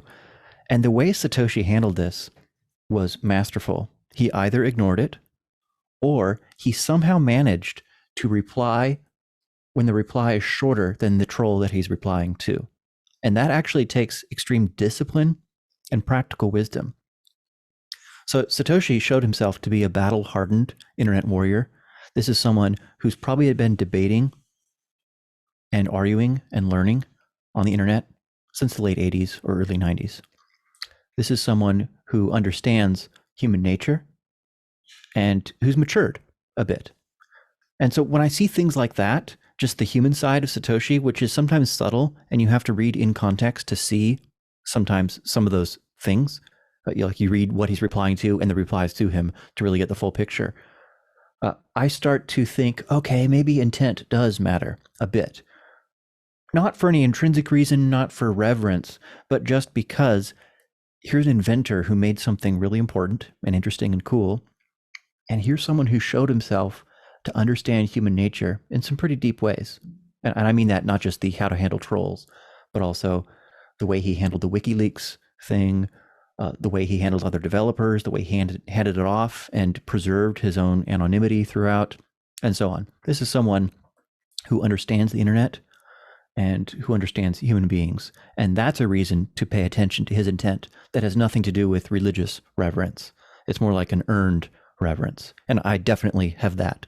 So when SEC Chair Gary Gensler refers to Nakamoto-san, I'm like, yes, Nakamoto-san. That's what a great little phrase. Yeah, and certainly I think we'll probably never know the identity of Satoshi and this and that, but similar to you, from reading him, I do find it hard to not sympathize with the man and see him as authentically trying to solve a problem. It doesn't seem like He was sincere, and he yes, was there's smart, and he was sincerity that comes wise. across. Yes. And again, whether that's like, does that mean he was correct? That's that's a separate thing. I mean, these are the complex questions of all of life and civilization. So I mean, they're hard things to answer. So I would never like put that burden on Satoshi as being like he has to get it exactly right. But I think he definitely came across as someone that was sincerely trying to explore ideas, come to some best estimate of it. I think the time period is crucial because, as I expressed, my doorway into it was from sort of the Ron Paul libertarian wave. And I think, of course, that context is important to understand what Satoshi was operating in. And then, of course, by the time he leaves, you start to see that movement fade out. And so that's where, rather than sort of like these and this is where too, like Bitcoin maximalists get way more religious than like any other tribe within crypto. And it's like, oh, you shouldn't hold so fast to what Satoshi said or did, this or that.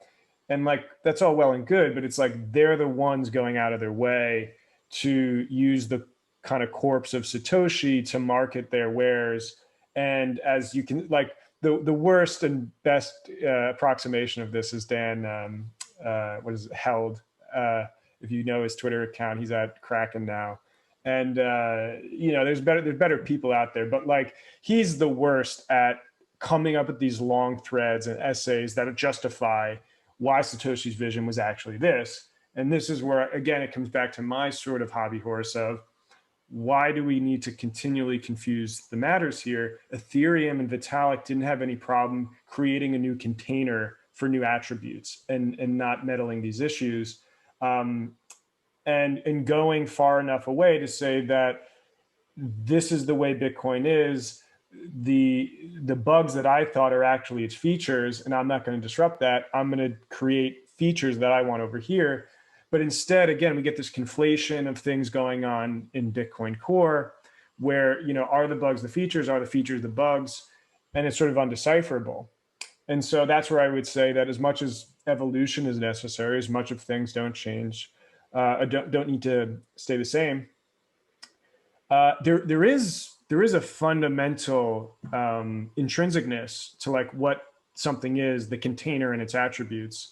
And there is a Platonic ideal of Bitcoin, I think. And I think the best way we know that Platonic ideal of this term Bitcoin, of this container Bitcoin, is by exploring what Satoshi, its founder and most dedicated exponent of its idea, is. And like, by exploring those writings, we come to a definition, and anyone that then comes after that to create new facts, new attributes, creates a new idea that exists in a separate distinction away from whatever this Platonic ideal of what Bitcoin is. I think I want to resist calling or supposing there's a Platonic ideal of Bitcoin. When I think of Platonic ideals, I think of things that people didn't make.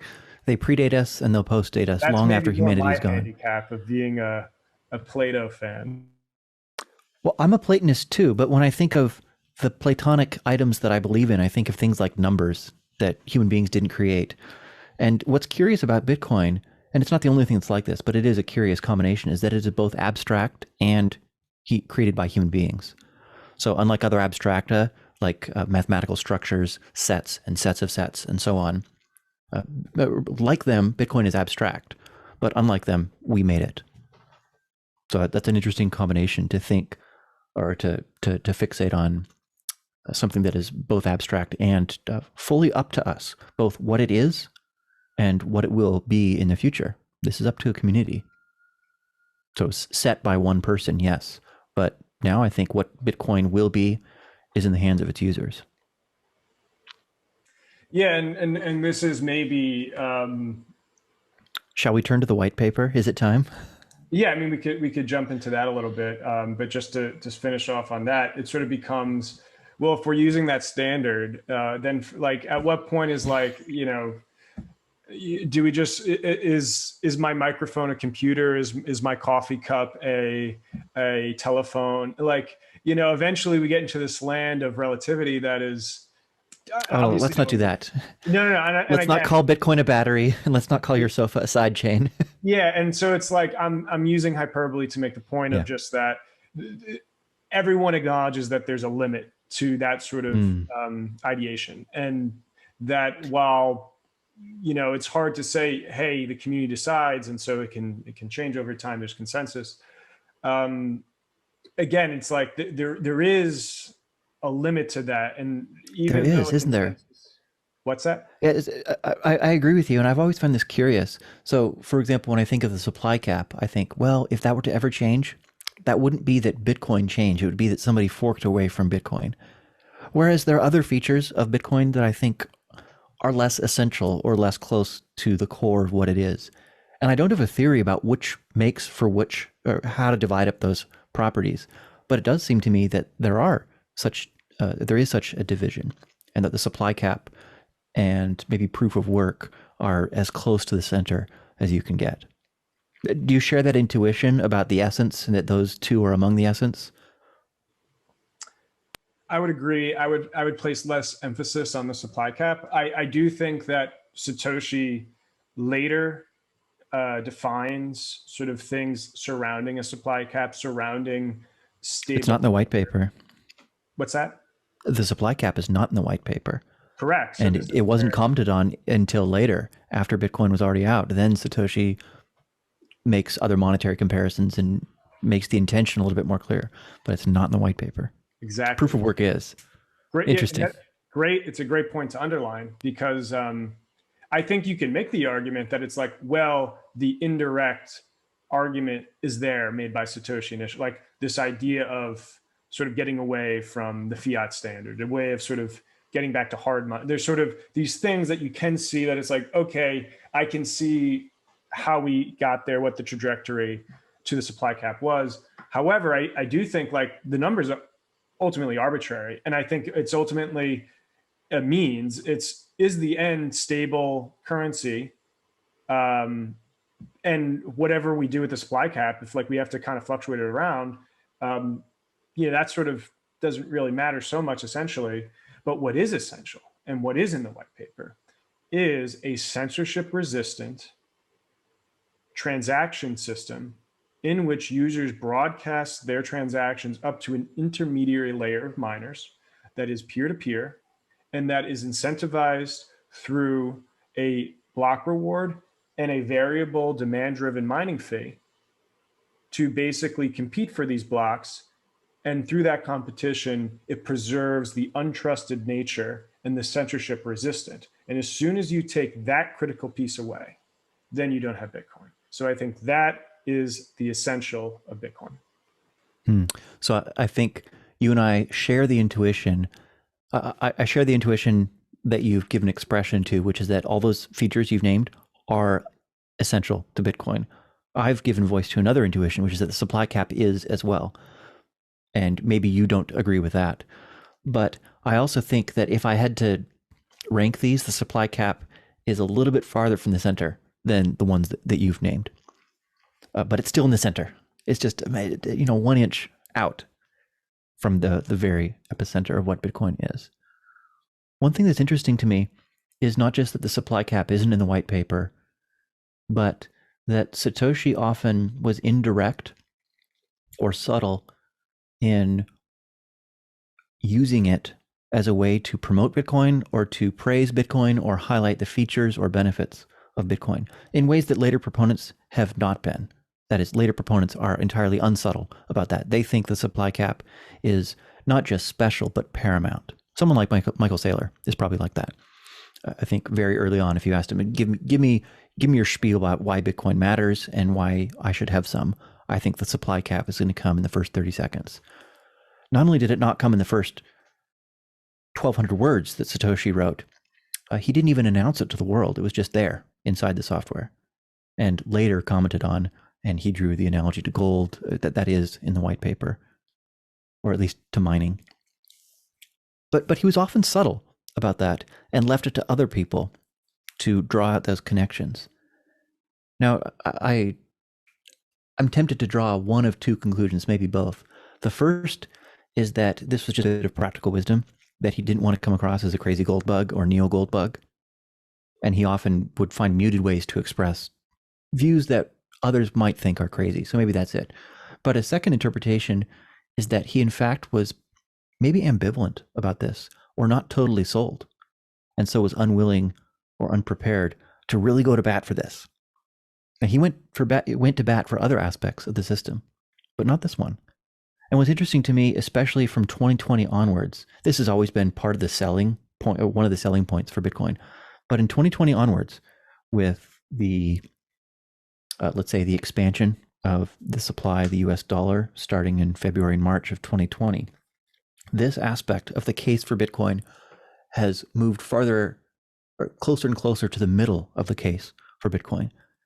It is no longer an additional benefit that you list after listing that this is digital way to send value, that it's censorship resistant, that there might be low fees, that it can solve problems for money transmission or whatever. You know, that stuff.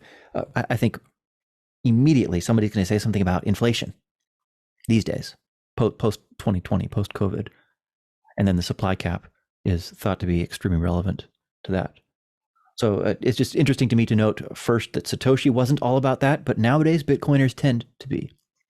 And I don't think I have a settled view on whether that's right or wrong. Maybe the world changed in an important way, although of course quantitative easing was part of the backdrop that Satoshi was aware of in 2008, 2009.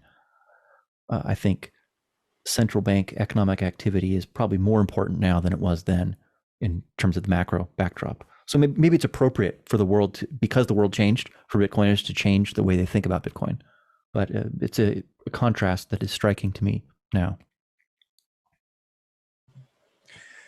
Yes, and I think that's where we share the same view, and I think it's Satoshi's, is that ultimately the end is a stable currency unit to be conducted through the medium exchange. And to get that, eventually it was concluded that, you know, a hard cap would be a best facilitation of it based on, you know, the economic perspectives that fueled sort of precious metal in gold bug, you know, ideologies. So in that first email, he did mention printing money. He does say there's so much trust, and you have to trust central banks not to print too much money. I'm only slightly paraphrasing. Too much. Well, so this is where it's like this is where we can get into that nuance again. It's like, obviously, like everyone smells the rot of modernity in a way, and sort of how all of our systems are operating. And there's obvious problems with sort of like inflation and money printing and, you know, unchecked government monetary policy. This is not to say that if there was money printing, but it was 5% of what it is, would Satoshi be and the rest of the gold bugs kind of be cool with that? Or people that, which Satoshi wasn't exactly like a Peter Schiff gold bug. So if it wasn't as bad on a spectrum, like, is this a really a totality of what he's getting at? Or again, is it sort of a means to an end? It's getting at something. And I think it's totally fair to say, yeah, we're going to institute a supply cap. It's totally arbitrary what we decide, 21 million. You know, this is how the math works out on the distribution down the road. You know, you have plenty of Satoshi spaces to facilitate, you know, sort of divvying that up along the way if, you know, those problems arise. And I think it's totally fair. I think it's just, as you suggest, the later emphasis as this being sacrosanct. And again, this is where it's like the maximalists project, where it's like they have the religious reverence for this idea that doesn't really have basis in the white paper. That is sort of the later facilitation of the intent of the white paper to have a stable unit to facilitate the medium exchange. And so I think this is where it's like, we both sort of see eye to eye there a bit, and to kind of, like you said, go to the white paper just for listeners and everything to sort of get their heads on straight, to give a quick reading of the abstract, just to kind of get us clued in. A purely peer-to-peer version of electronic cash would allow online payments to be sent directly from one party to another without going through a financial institution. Digital signatures provide part of the solution, but the main benefits are lost if a trusted third party is still required to prevent double spending.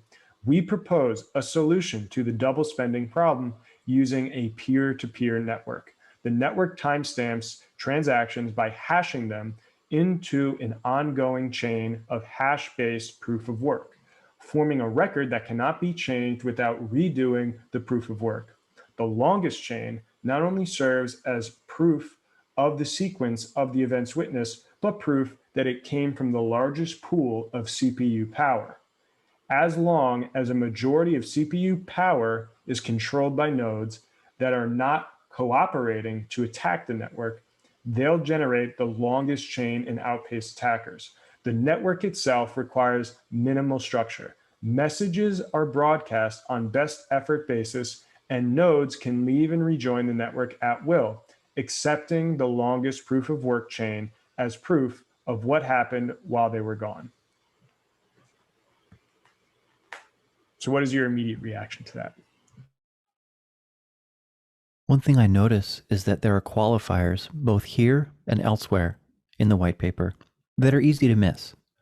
So for example, when thinking about what kind of third parties are being removed here, and this is perhaps a familiar point, but I think there are other parallels of this.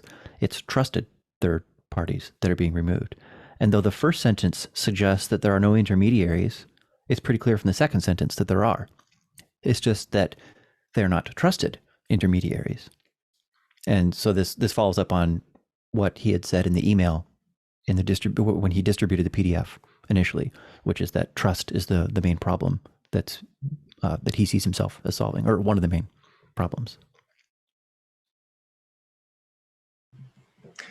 Yes, and so this is where, as you hear that description, as you think about trusted third parties, this is where even for me, in my initial phase of Bitcoin advocacy, I really didn't fully understand like what he was saying, and it really took me until really fleshing these thing out, and I think the journey of the scaling war and the aftermath of it was very sort of Nietzschean in the sense that by like sort of going further. Oh dear. Again, I'm going to keep bringing up Nietzsche, so just prepare yourself. Of like going into the abyss and then sort of facing sort of like through that sort of pursuit, that will to power, sort of you realize there's a tragedy, and you realize there's a, you stirred too long, and you're starting to see, wait a minute, like if miners are what makes Bitcoin, and then as I keep reading the white paper of Satoshi, it actually turns out the peer-to-peer network is miners. It's not users. Users are secondary in a sense. I mean, like they're important, but like whenever he's talking about, as we just heard in that abstract, he's talking about a purely peer-to-peer network. He's talking about nodes that contribute CPU power. He's talking about, the network needs minimal structure, messages that are broadcast, nodes can rejoin and leave whenever they want. This is only concerning miners. It is not users coming in and dictating these things or interfacing. When he is talking about P2P and how the system works, it is only miners, and it's only in the sense that users will send the miners transactions they want to do, is really their only role in the system. I'm not sure I agree with that entirely. There may be it may be a matter of emphasis. So you might ask, where is the peer-to-peer element of Bitcoin? Is it in the miners or somewhere else? And I would agree that it's primarily in the miners, or at least, yeah, maybe primarily is the right word. It's at least quite a bit there. But there are other peer-to-peer elements. So there's the gossip network that actually propagates blocks and transactions, and non-mining nodes can participate in that. So that is a peer-to-peer element that is not captured by just saying, the peer network or the P2P network is just miners. And that's certainly present both in the Bitcoin protocol and indeed in the white paper. That would be. Yeah, and I acknowledge that. I think though then that complicates, when we talk about peer-to-peer, when we talk about the peer-to-peer of Bitcoin, I think that sort of gets us away from correctly and accurately like saying what it is, because gossip network, this like we could talk, that's for business, that's the stock market, like we could find comparisons and analogies all day with that. And so it's like, if we're going by what did Satoshi define his, he's pulling from a software dictionary of peer-to-peer, like that's a general term that's not intrinsic to Bitcoin. So it's like he's Right. pulling And that he, down. he announced elsewhere where he got it from. He said that the best analogy is BitTorrent, which is a gossip network where clients connect to other clients and so on. Yeah. So, I mean, like, this is like longstanding in software and open source, decentralized tech. So he pulls from that dictionary definition that's established. And so he applies it in his white paper to a specific architecture of how it operates. And when he goes in sort of section 5, network, he lays this out in 6 points. He goes, 1, new transactions are broadcast to all nodes. 2, each node collects new transactions into a block. 3, each node works on finding a difficult proof of work for its block. 4, And you have to pause there. That makes it a mining node. exactly. So Point 3 signals that when he says node in the white paper, though not later, as Bitcoin matured, but here, node means mining node. That's, I think, the significance of point 3 there. yeah, I mean, and so that's where we start like, oh, okay. So like this is the very subtle thing. I mean, once you sort of figure it out, it's there. But like, I think people coming in, because it's like users are the power to the people and all this stuff. It's like we kind of get clouded and trying to separate propaganda from what the actual definitions are. So as you said, when we read, we actually see he's talking about miners specifically as nodes. That's the definition. And then if they're the nodes, that means they're the peers. And so if he's talking about a peer-to-peer network, it's exclusively miners in this case. And so then when we get to another section, so section 8, simplified payment verification, we see it is possible to verify payments without running a full network node. A user only needs to keep a copy of the block headers of the longest proof of work chain, which he can get by querying the network nodes until he's convinced he has the longest chain, and obtain the Merkle branch linking the transaction to the blocks it's timestamped in. He can't check the transaction for himself.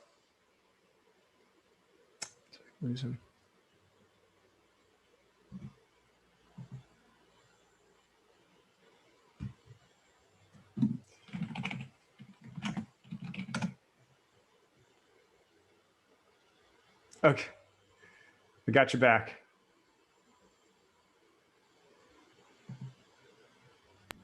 Hello? All good, or battery died? Indeed. Okay.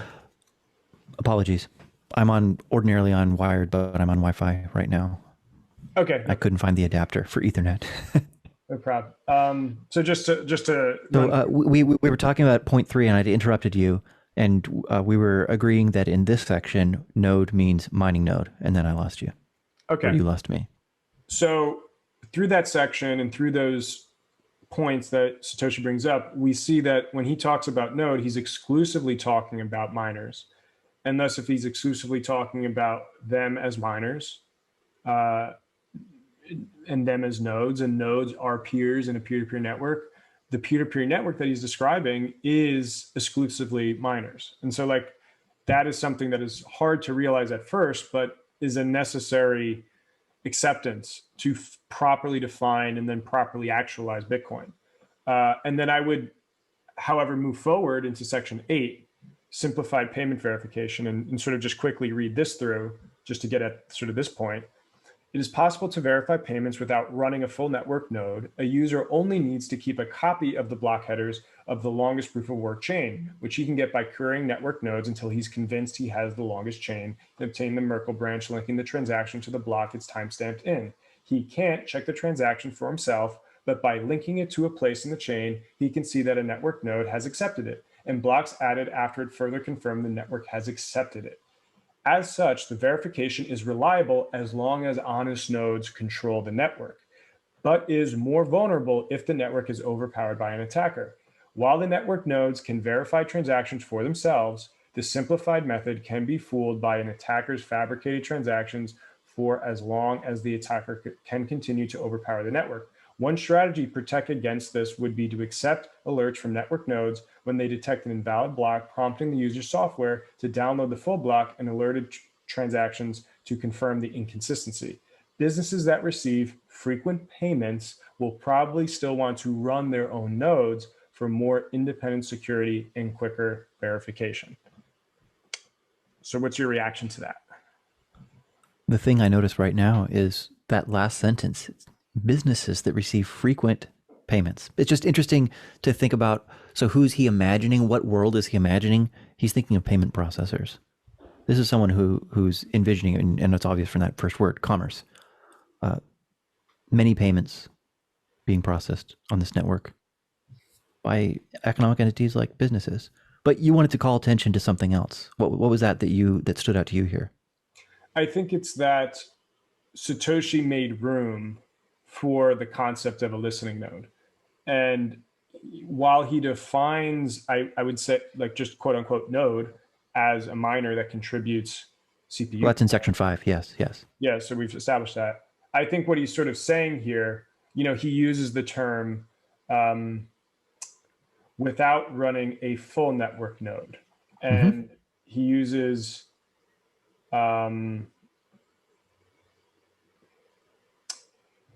he doesn't call it a light node here, but elsewhere called a light node. Yeah, so I mean, like the kind of node described in section 8, now called, well, yeah, go ahead. Yeah, so what I'm saying is sort of like we use the term node for listening nodes, and as you can see, this is where the door is opened for that definition to come along and for that idea. However, I think it's clear, as Satoshi spells out, it's like this isn't what makes Bitcoin Bitcoin. Like this is like a nice feature of like this could like add to the resilience of the system. There's definitely businesses that want this data that are going to be keen on getting it. But this is not how it operates. This is not how it, attackers are fought back against. The only way that happens is through the combination of decentralized CPU power going at blocks in such a way that is like so chaotic that there cannot be coordination amongst attackers that is a high enough quantity, 51% and over, to disturb the authenticity of the transaction record. So yeah, so this is where it's like, hey, I'll give you, the space of Satoshi allowed for the concept of listening nodes, if not explicitly, certainly implicitly the thing was there, but explicitly, he definitely separated it from the proper and defined node of a miner that contributes CPU power within the peer-to-peer network. Well, I think his own thinking on this developed after the white paper. So this predates the launching of the network itself, and his thinking matured on this. So I think he came to acknowledge later the importance, though not, I would say, the Jonathan Beer style importance of full but non-mining nodes to the economic model of the network and to this question of, well, who controls the fate of the network? Can we go back up to the abstract? There's one other thing I noticed. Sure. I noticed that middle sentence beginning with the network timestamp says, forming a record that cannot be changed. And then I would read this last bit with emphasis, without redoing the proof of work. This is another example where Satoshi includes qualifiers that are sometimes dropped by later proponents. The qualifier here is without redoing the proof of work. Bitcoin is not immutable. It isn't. It forms a record that can be muted if someone redoes the proof of work. And he doesn't make hyperbolic claims to the sanctity or immutability of the time chain or blockchain here or elsewhere, though many others, of course, do later. When reading section 11 most recently, I noticed another way in which this assumption or qualifier shows up in Satoshi's thinking in a way that's often elided or missed. So this is the calculation section, probably the section that nobody reads and that I have hardly ever read myself, but I reread it not long ago. And what I notice is how important the assumption is that P is greater than Q. That is, that the hash power of the honest miners exceeds the hash powers of the dishonest ones. And provided that that assumption is in place, then you get this little calculation showing that the probability of an attacker, that is a dishonest miner, of winning dwindles quickly over time till it becomes 0.000012 after only 10 blocks. So that's on page 8. But this only holds if P exceeds Q. And in this case, Q is 0.1. That is, the attacker has hash power that's 10% of the total network hash power. So you'll often hear people, including Saif Dean and Michael Saylor, saying things like, after 6 confirmations, no one can change anything. And I think if Satoshi were saying that, well, that's not what he would say. He would say, after 6 or after 10 confirmations, provided that honest hash power exceeds dishonest hash power, no one can change anything. And that's a very different claim. So if we're wondering, what does the math show? Or what are the mathematical or cryptographic constraints of the system that are set in stone and that aren't a matter of human behavior? Well, there are some. As long as honest hash power exceeds dishonest, then the honest miners over time will win, just as sure as a gambler will over time lose. Hence his reference to gambler's ruin. But you need that assumption in place. So there's a place in the Bitcoin standard where Saif Dean makes some pretty wild claims. And they're wild because he discharges the assumption. He acts as though the inviolability of the blockchain is there after a few confirmations, without keeping in place this assumption that honest hash power is a majority. Anyways, there's a bit of a rant there. I've been thinking about this because of a couple Twitter spats about just this question, which led me to reread section 11 and realize, wait a minute, okay, Satoshi did not make this mistake, though others have. Yeah, I think that's a wonderful point. I think that, and if we were to attack Satoshi from the outside, rather than sort of we've been operating sort of within the inside of the Bitcoin tent. If we were attacking from sort of the outside, we would say, is that sort of evidence of an inherent flaw in the way you're thinking about your system? And, we could talk about black swan events. We could talk about this and that. And, how big is the Bitcoin network? How easy is it for actors to come in and, compared to what we know they're already doing, if there's sort of a antagonistic force against them. So, that's an attack you make from the outside. Going back to sort of Satoshi as a person, I think this is also like a funny outcome, is maybe like his sincerity of, kind of being, not to use like a nerd in like a bad way, but like, just that, like, you can imagine him saying, oh yeah, the probabilities and, be careful. And, you want to think about it this way.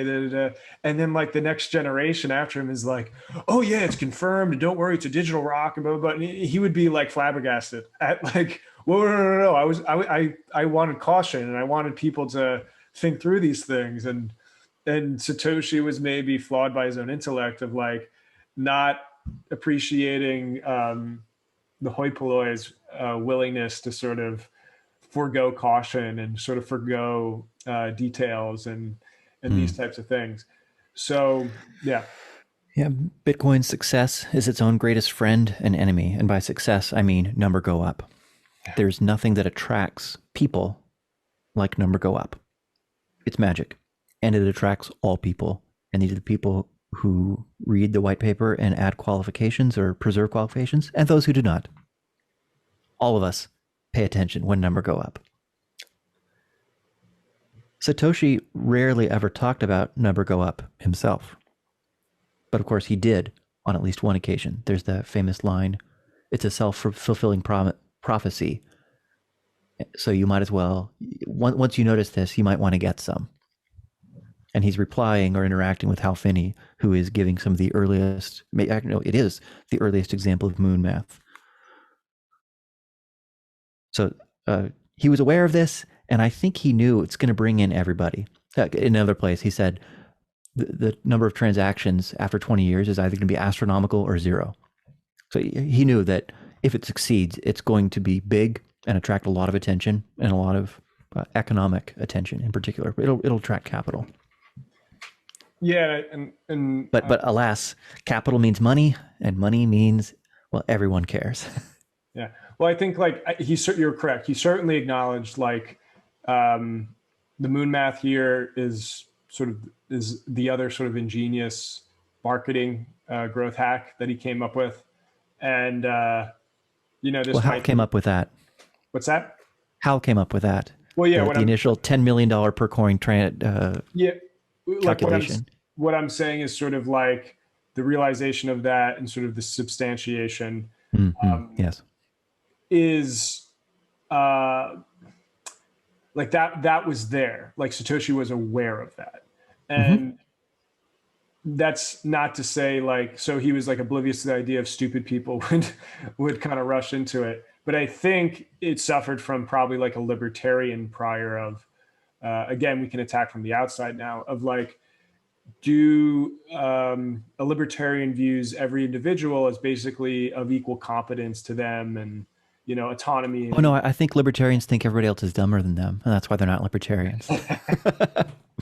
Maybe there's some contradictions there. Paradox, yes. The libertarian paradox, you're correct. But certainly there. But I think there is another iteration of that, which is like, if everyone's left to their own devices, there's no government, everyone's like individual market clearing force, everyone's rational, everyone will figure out sort of the correct way to operate out. And I don't know if Satoshi was ever sort of like as specifically like bombastic in thinking like that, but I think the sort of non-acknowledgement of like the state of hierarchies versus viewing that sort of flat structure of humanity, of sort of understanding discrepancies and sort of competence in talent, in leisure to have the time to research these things and make adequate decisions.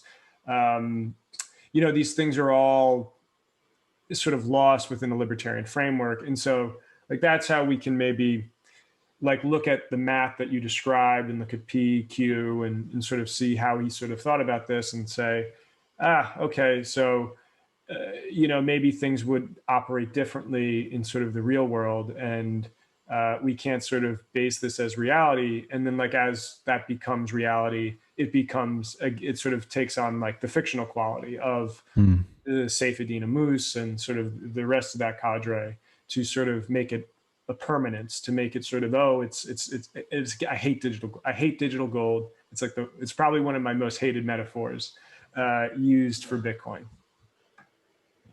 I've gotten that sense. I did not know that, but now I do. Yeah. Picking up on Satoshi and what he was or was not aware of in human nature, or maybe his broader views here with respect to libertarianism and so on, there is a small glimpse of an egalitarian ambition. And one place to see that is on page 3 in the proof of work section. He says the proof of work also solves the problem of determining representation in majority decision making. And I think here and in a few other spots, we see this ambition to somehow have a Sybil attack resistant decision-making mechanism that respects a majority. And one vote for CPU is one way to express that.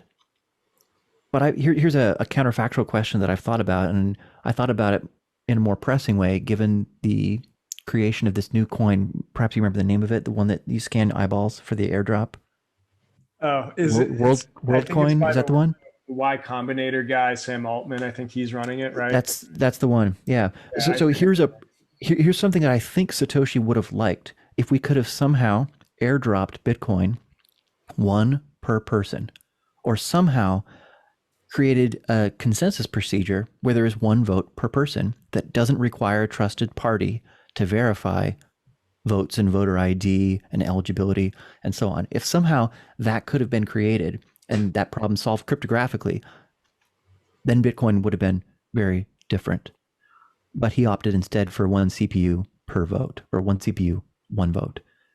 And because of the rise of ASICs and other factors that we're familiar with, that took a turn. Not quite a turn he didn't anticipate, but I think it was even more extreme than what he anticipated.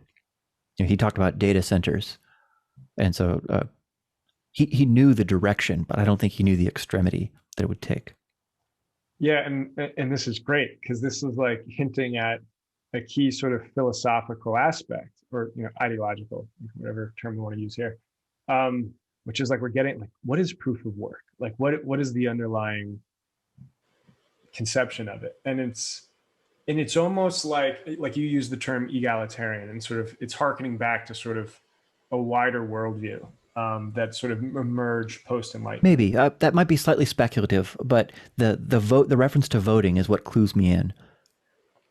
Yes, and so this is where I'll go with it, which is to say that I think it's very interesting that is sort of in a legacy of intellectual thought that is, you can see, definitely inherited by Satoshi, which is sort of Enlightenment thinking, which is the emergence of capitalism, the emergence of the critique of monarchy, of nobility, of landed aristocracy, and the debates that emerge within that of, the capitalist is the creative entrepreneur that is contributing growth to society. They're creating value. The aristocrat is sitting on land. They're not productive. Why are they decision makers? And so it's ultimately the emergence throughout the 19th century of the capitalist is sort of an authentic, sort of hard to argue, essential good in society. And now it's like, take that for what it is. We can find critiques later on about it, but there is something just from the first principle of somebody that is contributing value, that is contributing work, labor, and there's baggage that's coming with some of these words, but like that is something that we value in post-Enlightenment society, rather than sort of pure wealth, pure static, sterile title. And you see this as proof of work, is that like you just don't get to have a sort of necessarily a vote, or you don't necessarily get to have like a static board of regulators, or a council, whatever, that's sort of deciding things. Nodes may enter and leave the network at will, as he says. And their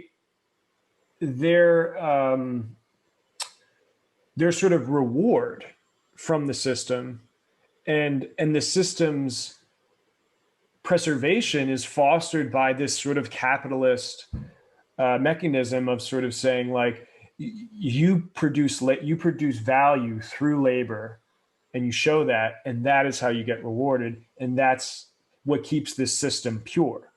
And so I think proof of work isn't quite like that, because there is no value in a bunch of SHA-256 hashes.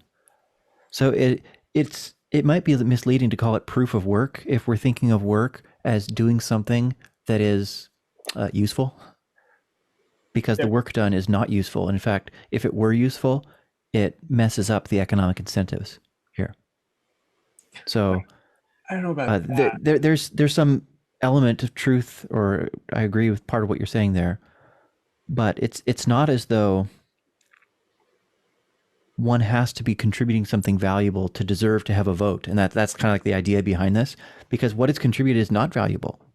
SHA-256 hashes. In fact, you're kind of proving that you've got extra energy to burn. You're proving that you've got, that you're able to waste. That's what you prove when you... Go ahead. Yeah, I would respectfully counter that. Just to, like, I'll say this. I'll agree with you. Like Satoshi time zero and a little bit after that, it was pretty meaningless to run a miner and like get a bunch of coins. Mm, Like, what's the like what's the cost you're really expending?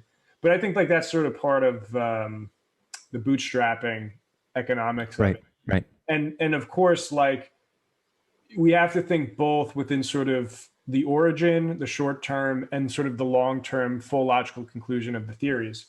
And so, with that being said, I think like in the long term conclusion, obviously these things are valued according to the document. I think that our SHA is valuable. Is it just showing you have energy to expend? Well, I think like you need to somehow pay for the energy, whether it's like you're a first agent and like you're digging up an oil well yourself, you're like hooking up to a thermal vent, you're making your own dam, like you're harnessing energy and you're like Hmm. creating something that's sort of then substitute like transferring that energy into sort of, which is like a subjective claim, but like I think as far as like subjective value theory goes, it's like consistent. It's like we value Bitcoin, that's the labor required to put into Bitcoin and the cost associated with that are like valued, and thus the entrepreneurs that do that get rewarded. And so Yes, I would say yes. like regarding energy, that's number one. The number two, like it is an entrepreneurial task of creativity to actually put together um, mining farm to facilitate the updating of equipment, to Hmm. facilitate the management of that, the cooling, the air conditioning, like if there's new technology. I mean, the entire story of Jihan Wu is the idea that he was sort of part of this entrepreneurial group that like developed better chips to the dismay of sort of the community. And Yes, so yes. yeah, and The like old gentleman's agreement. Remember that line from Satoshi? He asked people to hold off on hash power for a while. That, of course, is broken well before the ASICs arrive. yeah, but I would say like we can get it, like you could argue that, and like sure, like there's problems there and everything. I'm like not defending anything, but I'm just saying that as far as the theory that Satoshi sort of outlines within the white paper, the idea of a capitalist that contributes labor uh, and productivity to a valuable end is rewarded and is the ultimate preserving factor of the system. Like I think that is important to flesh out as sort of his worldview coming in, and how that then expands back out into sort of how we view capitalism, how we view critiques of it, and then how those Mm. critiques fold back into Bitcoin. Yeah, I think I would like to revise something I said. Sure. I suggested that SHA-256 hashes are useless. And you're quite right that no, they are perhaps intrinsically useless, but they have effects which some might assign value to. That is, they secure the network. So let's not call them useless, and let's not call the use of the expenditure of energy here useless. But maybe intrinsically useless is slightly more accurate. It's not valued for its own sake. Yeah, and so like I think that's a very thing we can easily agree on, and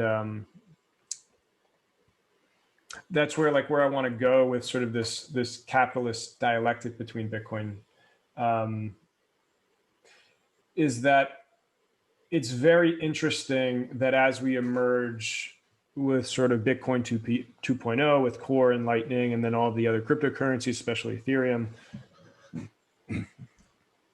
we're starting to move away from this concept of like miners, but like what are miners? What's proof of work? It's sort of it's a inherited legacy of Enlightenment capitalist thought. And by moving to a system that does not have that sort of labor allocated to productive value creating activity rewarded in a circular life cycle, if that is separated from, then like we're not only separating from Bitcoin, but we're separating from sort of capitalist ideals. And so it's like that's something to be clarified, because with like in Ethereum, we're getting to the point of like just proof of wealth. Like I don't care what they call it. I mean, like if it's just going by sort of your static number, it's I mean, we're deviating from that. So it's like, and I don't even think the Ethereum people necessarily like are trying to say like they're the inheritors of Satoshi or capitalism in general. And so I Well, would give them. Justin Drake has claimed that Ethereum is Bitcoin as was intended to be. I mean, yeah, But perhaps he's not. Oh, actually, he was representing the Ethereum Foundation in that capacity. But obviously, there's room for disagreement there. Yes. yeah. I mean, I think Vitalik's like he's become a disciple of a few different like economic thinkers. I think Glenn. Well, there's Tyler Cohen. I know Vitalik has sort of operated with, and Glenn Wheel, I believe, is I would say more of the mentor of Vitalik in economics than anybody else. And I think Glenn Wheel would never say that he's like this, this capitalist libertarian guy. I think he sort of comes at it from the sort of, I'm a left libertarian, perhaps. I'm sympathetic to Marxism, and I'm sort of trying to synthesize left libertarianism and sort of, third way capitalism into decentralized structures. So that's where it's like I'm willing to fight that debate on those terms, and it's like cool, define yourself that way. But I think again, it's like we get into this conflation where it's like Bitcoin and sort of the coins that surrounding it in sort of the same orbit are being sold to people and premised on the idea that they are these hyper capitalist coins, and whatever critique we want to make about that, when we look at the ideal of that, which is like the thing I described, people should understand like that's hopefully what they're getting. But instead, if like we move away and we keep moving away from miners, we're moving away from that general worldview of capitalism. We're getting back into this thing of like, well, if there's no miners contributing CPU power in the system, and like just go with me for the sake of argument that like, the inflection point of the mining fee crisis happens. And then like, just as we did with the gold standard and paper fiat, like there was a break and we had to exclusively go on paper fiat. We exclusively go on Lightning Network with some sort of new asset attached to that, and Bitcoin sort of outmoded. In that case, it's like when you're describing a very depressing future. Yeah, but nonetheless, like a necessary scenario to sort of have the conversation about. And so under that, does Lightning, without any relationship to Bitcoin, actually preserve that capitalist dynamic? And I would say no. I don't think it has that specific dynamic that is so central to how it operates and sort of the perpetual motion machine of it works. I think it's a different structure. I think there's way more room for centralization and back to that sort of like oligarchic sort of static like hierarchy to emerge. And while I don't, again, disagree with the idea of a hierarchy, I think what Satoshi does authentically is try to bring that sort of capitalist ideal out and say the hierarchy is determined by the contribution of power, of work, of valued labor to this system.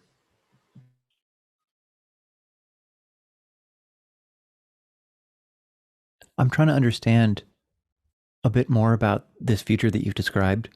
And the image I have is of Lightning exiting the Bitcoin blockchain somehow. Am I misunderstanding you? Correct. The suggestion seemed... Yeah, it's like Lightning existing on its own. Is that what you're thinking? Yeah, it's not a perfect one-to-one. And believe me, like I get where the critiques of that can come in, but just conceptually, because things can always be backfilled. The same way that we talk about Bitcoin in the vein of gold, how gold is so great. Gold was a system that had a second layer around it, and that second layer became the primary, and gold was made disqualified. So, like, I just don't see why that same effect cannot happen when, like, but there's an in principle difference, which is what is the trust, the link that builds trust or assurances between what happens in the Lightning level versus L1 the on-chain. And the analog to that is, what is the trust or the link that gives us assurances that what happens at the level of IOUs connects to what happens at bank vaults where gold moves around. Now, in the latter, the link is trusting a third party. It's trusting institutions, banks, central banks, Fort Knox, vaults, people moving things around from one box to another, actual gold. It's a very different model on the former. That is the assurance, or what gives us reason to think that when I'm moving something around a Lightning, that it's connected to an underlying asset. The link there is cryptographic. That is connecting to the Lightning network. When you open channels, these are hash time lock contracts. That's the kind of transaction it is on the blockchain. And a UTXO is spent in so doing. And that's how I know that there's Bitcoin involved, is that there's a UTXO involved. And I can verify that in the blockchain. And there's a cryptographic link between everything that happens in the Lightning layer and everything that happens underneath. So I won't receive a Lightning transaction unless there's cryptographic proof that it's connected to something that happened on the blockchain. A channel was actually opened to me or to someone connected to me. So I see an in-principle difference that gives me reason to think that the severing off of layer one, which was possible in the case of gold, can't happen in the same way in the case of Bitcoin. Yeah, and this is where like there's a distinction between the technological system and the economic system. And so again, what I emphasize is, if the fee market crisis eventuates and proves itself to be the ultimate downfall of Bitcoin, like if Bitcoin goes down because of that, Lightning goes down. So right. And sort of Lightning is precipitating that crisis. So in that event, even though there's the cryptographic link, if it emerges like in a 2008, Ben Bernanke goes to Congress and, we got to bail out the banks. It's an emergency. It's like, think of this dynamic. It's like, it's an emergency. Like if they have to amputate Bitcoin and just substitute some other new asset that can cryptographically be applied to Lightning, that's static, that doesn't require the capitalist proof of work system I mentioned. Why wouldn't they do that? And again, logically, why wouldn't sort of events conclude that way if under this scenario, the volume of transactions from opening and closing and people that sort of prefer to go on the native blockchain is not equal to what the otherwise volume would have been if you had a prioritization of the native blockchain? Well, I guess we'll see. Yeah. So this is where it's like, I'm just saying like, hey, it's 50-50. But I don't know that it's 50-50, but I'd say it's an empirical question.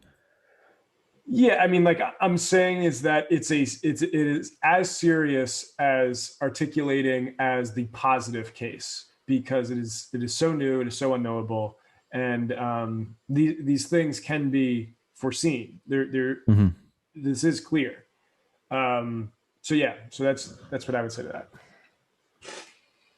One variable that's relevant is the degree to which demand for sats over Lightning is connected to people's own sense of the security assurances that accrue to the Bitcoin blockchain itself. So when I accept payments in the form of Lightning, I accept it and I value it at par to on-chain Bitcoin because I believe that there are these connections and because I have trust in the security model of on-chain Bitcoin. Now, if that secure... If I could just interject quickly. Please. Like, again, sort of like that's premised on like the consistency of the Bitcoin economic system. But like, absolutely. If we're operating in the scenario, like the fee crisis precipitates and the miners are evacuating and like, it's not working out. Well, my hypothesis there would be that nobody would want Lightning either. So it's not as though the demand curve for Lightning and Bitcoin can part ways. No, I think that at least for everybody I know and that I understand and that I've interacted with, they want sats over Lightning because they think sats over Lightning are Bitcoin sats. And so demand will go 1-to-1. These are the same demand curves. So if Bitcoin's security assurances crater because there aren't sufficient on-chain fees, because there's not sufficient on-chain activity, then to the extent that demand for Bitcoin is a function of security assurances at all, that demand will go down. And so accordingly, demand for Lightning will go down, Lightning Sats, which suggests that the Lightning network can't float upwards all by itself. It is thoroughly anchored to the Bitcoin blockchain, and it will die with Bitcoin. If Bitcoin dies in the fee death spiral scenario, so too will Lightning. Yeah, that'd be my prediction. Yeah, I think I agree with you there. And I think I might just throw in a caveat as the onboarding and adoption of Lightning lags the awareness of the free market crisis of Bitcoin, in that there's sustainability to the Bitcoin native blockchain for a number of years. And the marketing to adopt people to go onto Lightning will like kind of supersede any problem for a while. But like, again, eventually an inflection point will come. But then under this scenario, you have 90% of the people, the mass users of Bitcoin, are sort of primarily conducting all of their Bitcoin interaction on Lightning. So like, again, under this scenario, it's like you have a Ben Bernanke financial crisis moment of, it's too big to fail. What do we do? Like, there's no way preserving the Bitcoin blockchain. Amputate it, substitute a new thing in the middle of the night. Here's the new asset. And it doesn't have to be dependent on these finicky, and also, because we've been propagandizing this for a while, the evil miners, Well, they're not evil. They are servants of the network. That's my preferred propaganda. Yeah, but like, they're not good. They're not evil. They're servants. A good guy. There's other people out there that have more antagonism towards there. I want to revisit a phrase you've used at least 3 or 4 times now, which is the fee market crisis. And I wonder if you could operationalize, in particular, crisis. So here's a way to think about that. Suppose that the median fee, sats per byte, doubled. Would that convince you that there is not a crisis right now? Well, let's say it quadrupled. What does the median sats per byte fee need to be for you to feel like, okay, the security budget is sufficient, there is no fee crisis? Right now it's low. It's historically low, at least given the price of Bitcoin, the asset. The old P times Q. I think there's like so much like circulation of all this, because what ends up happening. Well, you used a strong term, crisis. And I just want to know how low does it have to be before we can call it a crisis? Yeah, I'm getting there. But it's like, you're suggesting like, well, if the price rises, that should mitigate any concerns and like forestall any crisis. No. Sats per byte. Don't denominate in dollars, denominate in sats. Oh, I see. As a first step. I mean, we can look at dollars as well. But first think about it in native denomination. Is there some threshold below which we think, oh, there's a fee crisis, and above which we're okay? Yeah, I mean, because that is right now at low. It's at a low point. You can get a transaction on a Sunday night Eastern time, 1 sat per byte. The mempool regularly clears in recent weeks. So I think that's an interesting point to make, and changing the denomination. I think you sort of run into similar issues of it being USD, but just to finish my claim here is just that the problem of low block space and more volume coming in is that if there's no volume and there's no need to raise the fees, like that's an inherent revenue crisis. If you solve that by just jacking up the P's in the equation, whether it's, Satoshi denominated or US dollar, whatever, like if it's costing more and more exponentially to get your transaction included in the block, like that is I don't know if you ever seen sort of the St. Matthew's reindeer, St. Matthew's Island reindeer meme. Do you know what I'm talking about? No, but I'll look it up. Please continue. So it's this like famous like ecological meme of how there was like a barren, or not a barren, but like a there's no living organism really on this island off the coast of like Alaska, St. Matthew's Island.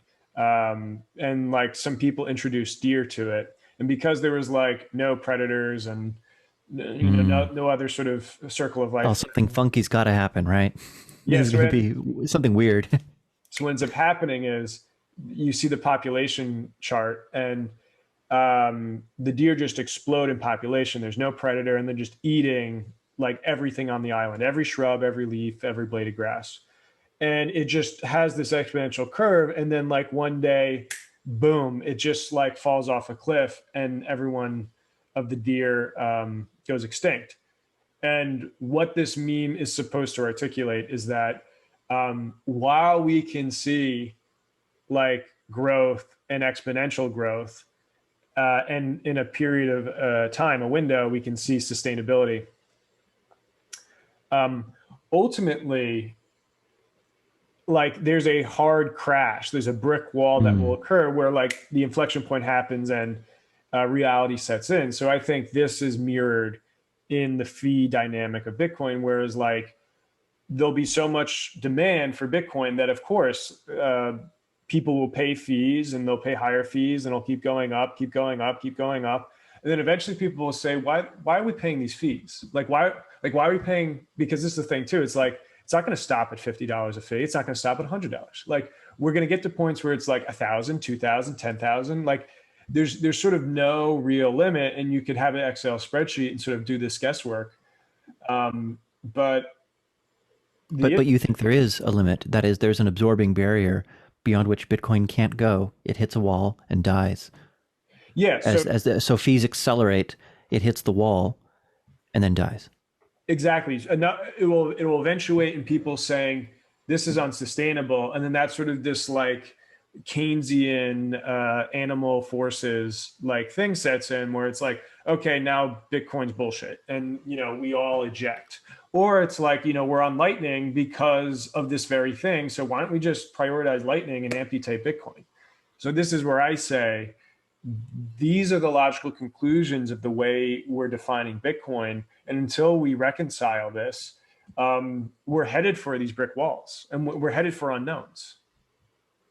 What's interesting is that much of what you and I have said over the last few minutes reproduces old debates in Bitcoin talk, predicting growth in fees and ultimately a dilemma. Either fees are high or low. If they're high, then people exit using the blockchain. If they're low, then there's no security, as the fundamental dilemma. And this was precisely why Lightning was proposed, because fees on chain remain high, but per transaction, fees are low. So you disambiguate what you mean by fees being high or low. And one kind of fee is high, that is for opening and closing channels, and another per transaction is low.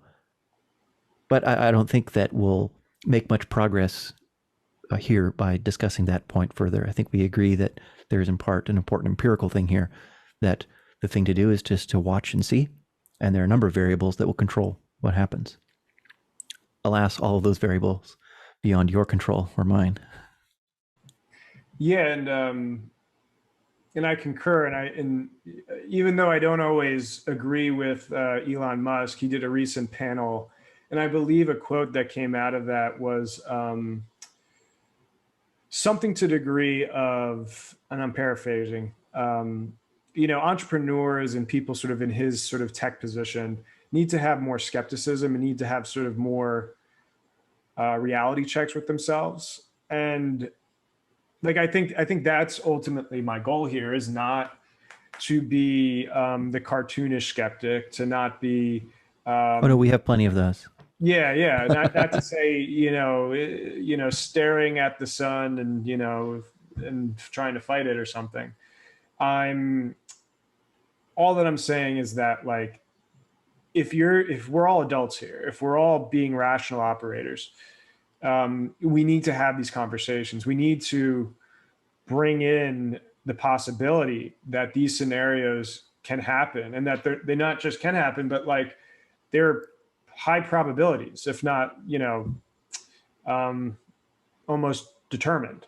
So that's really all that I hope to contribute. And then as I come again from this outside perspective now, of like thinking about other economic systems and other ways people view monetary matters and banking.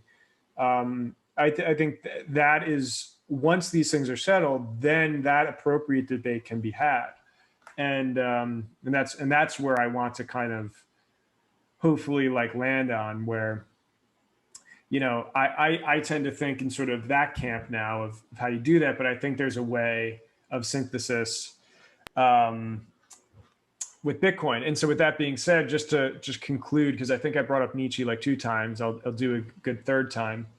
Nietzsche talks about the birth of tragedy, and he says how eventually the Greeks lost high culture because they could not accept tragedy any longer, and they sought to have a rationalization in a Apollonian framework.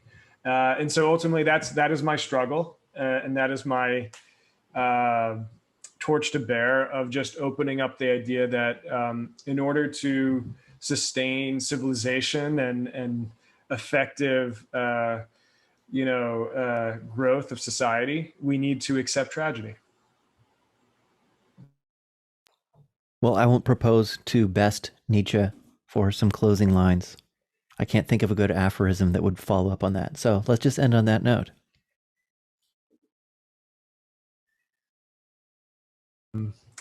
That's great. Yeah, I definitely think he has a lot to say. Well, I don't always think he's right on everything. I think with the emergence of technology and how we philosophize about it, there's a good insight there.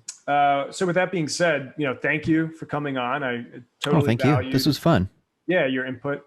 Could you tell anybody, where to find you, any projects you have working, any things you're going to be coming out with? I do my Bitcoin work with Brad Rettler, who teaches at University of Wyoming, and Craig Warmke, who teaches at Northern Illinois University. And you should follow both of them on Twitter. All of our work is found on the website resistance.money. And we've got some articles in the pipeline and a book that articulates our vision of the philosophy, politics, and economics of Bitcoin. The tentative title is Resistance Money, a Philosophical Qualified Defense of Bitcoin. We're not so sure about the subtitle, but it'll be a fairly pro-Bitcoin, but measured and qualified academic piece that draws in both philosophy, politics, and economics. So that is the big project we're working on now. And all three of us are on Twitter. So if I'm being asked to plug something right now, it's, well, go to our website, follow us on Twitter, and stay tuned. Great. Bitcoin and economics in general need more people like yourself, Andrew, and the rest of your colleagues. Thank you. We're having a lot of fun. And thanks for your time, Peter.